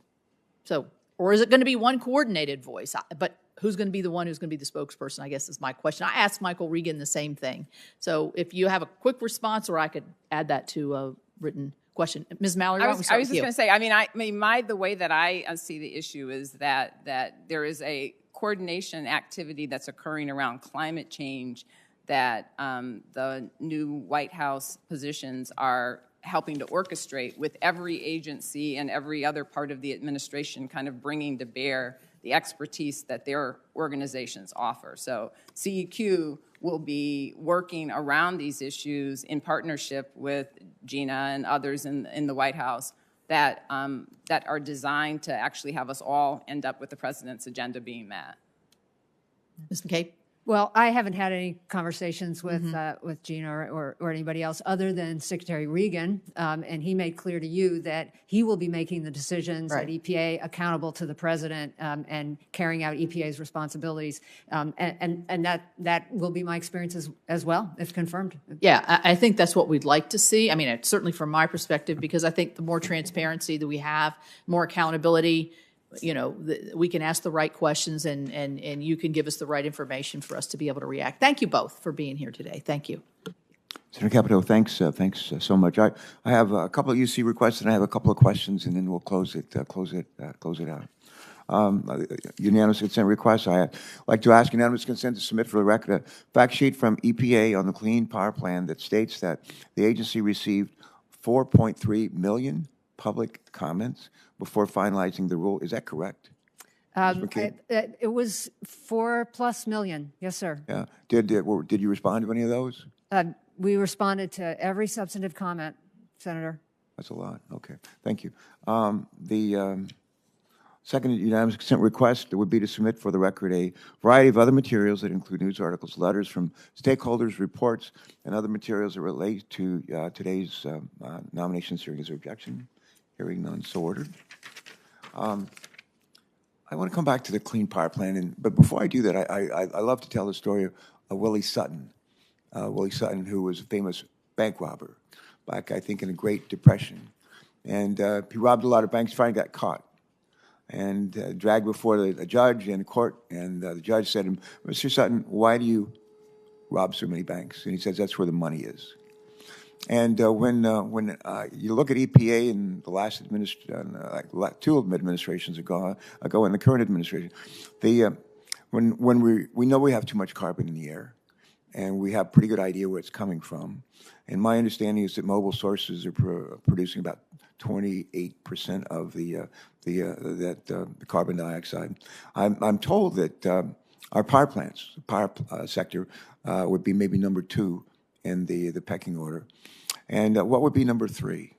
What would be number 3? As I recall, oil and gas development is number. Well, if you look at the economy, you have mobile sources, power generation, and then kind of the rest of our economic activity, including commercial buildings and that sort of heating and that sort of thing. Yeah, there's been a negotiation going on in terms of mobile sources, as you know, between the auto industry and a bunch of states, including California, including Delaware, to phase down, ratchet down CO2 emissions, greenhouse gas emissions from our mobile sources. And I think there's some encouraging developments there, as you know, and our friends at GM have announced that they're going to stop producing gas and diesel-powered vehicles in 2035. Ford, I think, has said it's 2030, a date for stopping the development of similar kinds of vehicles. I don't know if that was in Europe or the U.S., but it's significant in any event. The Clean Power Plan, I know that there was a stay by the Supreme Court several years ago, but my understanding, despite that stay, the power industry, the utility industry writ large, has actually met and maybe even exceeded the reductions that were called for in a Clean Power Plan. Is that correct? That's my understanding, Senator, and it doesn't surprise me. It doesn't surprise people because the EPA rules, as dictated by the Clean Air Act, are supposed to focus on where the industry is going and look at the technologies and the innovations and the practices that are already out there in the industry and project those forward. And so we fully expected the power sector to move forward in ways that reduce emissions, and indeed they have, even though the Clean Power Plan never went into effect. All right, thank you. If I can, Ms. Mallory, a question for you. This is with respect to environmental impact studies under NEPA. Are you concerned that the changes, some of the changes that are envisioned to how we analyze federal action will undermine our nation's ability to address these and other major challenges? Are you concerned that some of the changes that we've talked about earlier to how we analyze federal actions will undermine our nation's ability to address these and other major challenges? Thank you, Senator, for that question. I mean, that is an issue that I'm very interested, if confirmed, in getting to talk to the experts at CEQ and the NEPA staff about their sense of how the rules are being implemented and the impacts that the rules are having right now. From the outside, looking at what the rules did and the way they were structured, I definitely had concerns about them being set up in a way that would impact the ability to get the information that's necessary for the agencies to make a decision. Okay, thanks. And Ms. McCabe, maybe one or two final questions. What lessons, if any, can we draw from EPA's experience under the previous administration to improve agency safeguards that protect scientific research and the publication of scientific findings? Yes, Senator. Good science done in an open and transparent way with respect for the scientific process and the scientists is absolutely essential to good policy. And I think that many have been concerned at some of the things that happened during the prior administration about the treatment of scientists and the use of science in agency decision-making processes. So I think we've already seen the Biden administration make clear that science will be the foundation of policy going forward, and I know that's the commitment of Secretary Regan, and if confirmed, it will be mine as well. All right, good. A follow-up question to that, would you commit to working with this committee in fixing scientific integrity at EPA, either by administrative or by rule or by legislation, to ensure that abuses of the scientific process cannot happen again? Senator, if confirmed, I would be more than happy to work with this committee and any other members on any issues related to making sure that scientific integrity is protected. Yeah. My last question have you ever heard the name Thomas Dolby? Thomas Dolby? Mm-hmm. I don't think so. Have you ever heard the term one-hit wonder? Yes. He was a one-hit wonder. Okay. And whenever we talk about science, I think of him, because his one hit was "She Blinded Me with Science." And we don't want to be blinded by science. We want to be guided by science. We want to be guided by science as we go forward.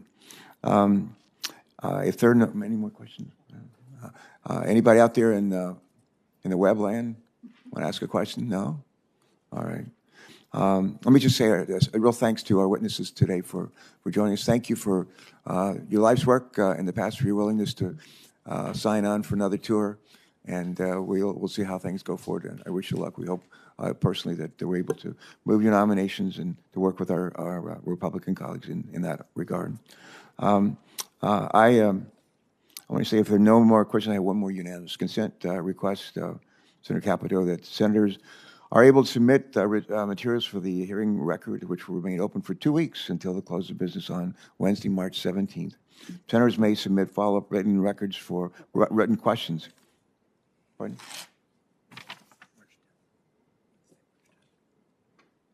Okay. Until it says, okay, which one is correct? This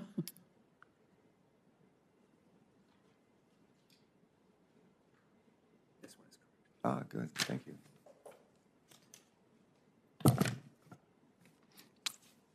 Here we go. If there are no more questions for today, this is my final script. Members may submit follow-up written questions for the record. We call this QFRs by 4 p.m. on Wednesday, March the 10th. The nominees should respond to those questions by 10 a.m. on Wednesday, March 17th. So we're looking for your responses by 10 a.m. on Wednesday, March 17th. And anything else? No, just thank you both very much. Thank your loyal supporters back there. I know how that sometimes it's harder on them than you. Absolutely. Again, to your spouses, thank you. Robert Dole, Senator Biden, Vice President Biden, recently visited Robert Dole, Bob Dole, great hero, great senator from Kansas, and who sat in one of these hearing rooms in this building many years ago when his wife had been nominated, I think, by George W. Bush to be a cabinet secretary. And her husband introduced her at the hearing to his colleagues. And that Robert Dole, with a wicked sense of humor, said at the hearing, you may recall, he said, "I regret that I have but one wife to serve for my country." And so to your spouses, thank you for your willingness to share your spouses and your loved ones. And we thank you for being with us today. God bless. Thanks so much. And with that, this hearing is closed.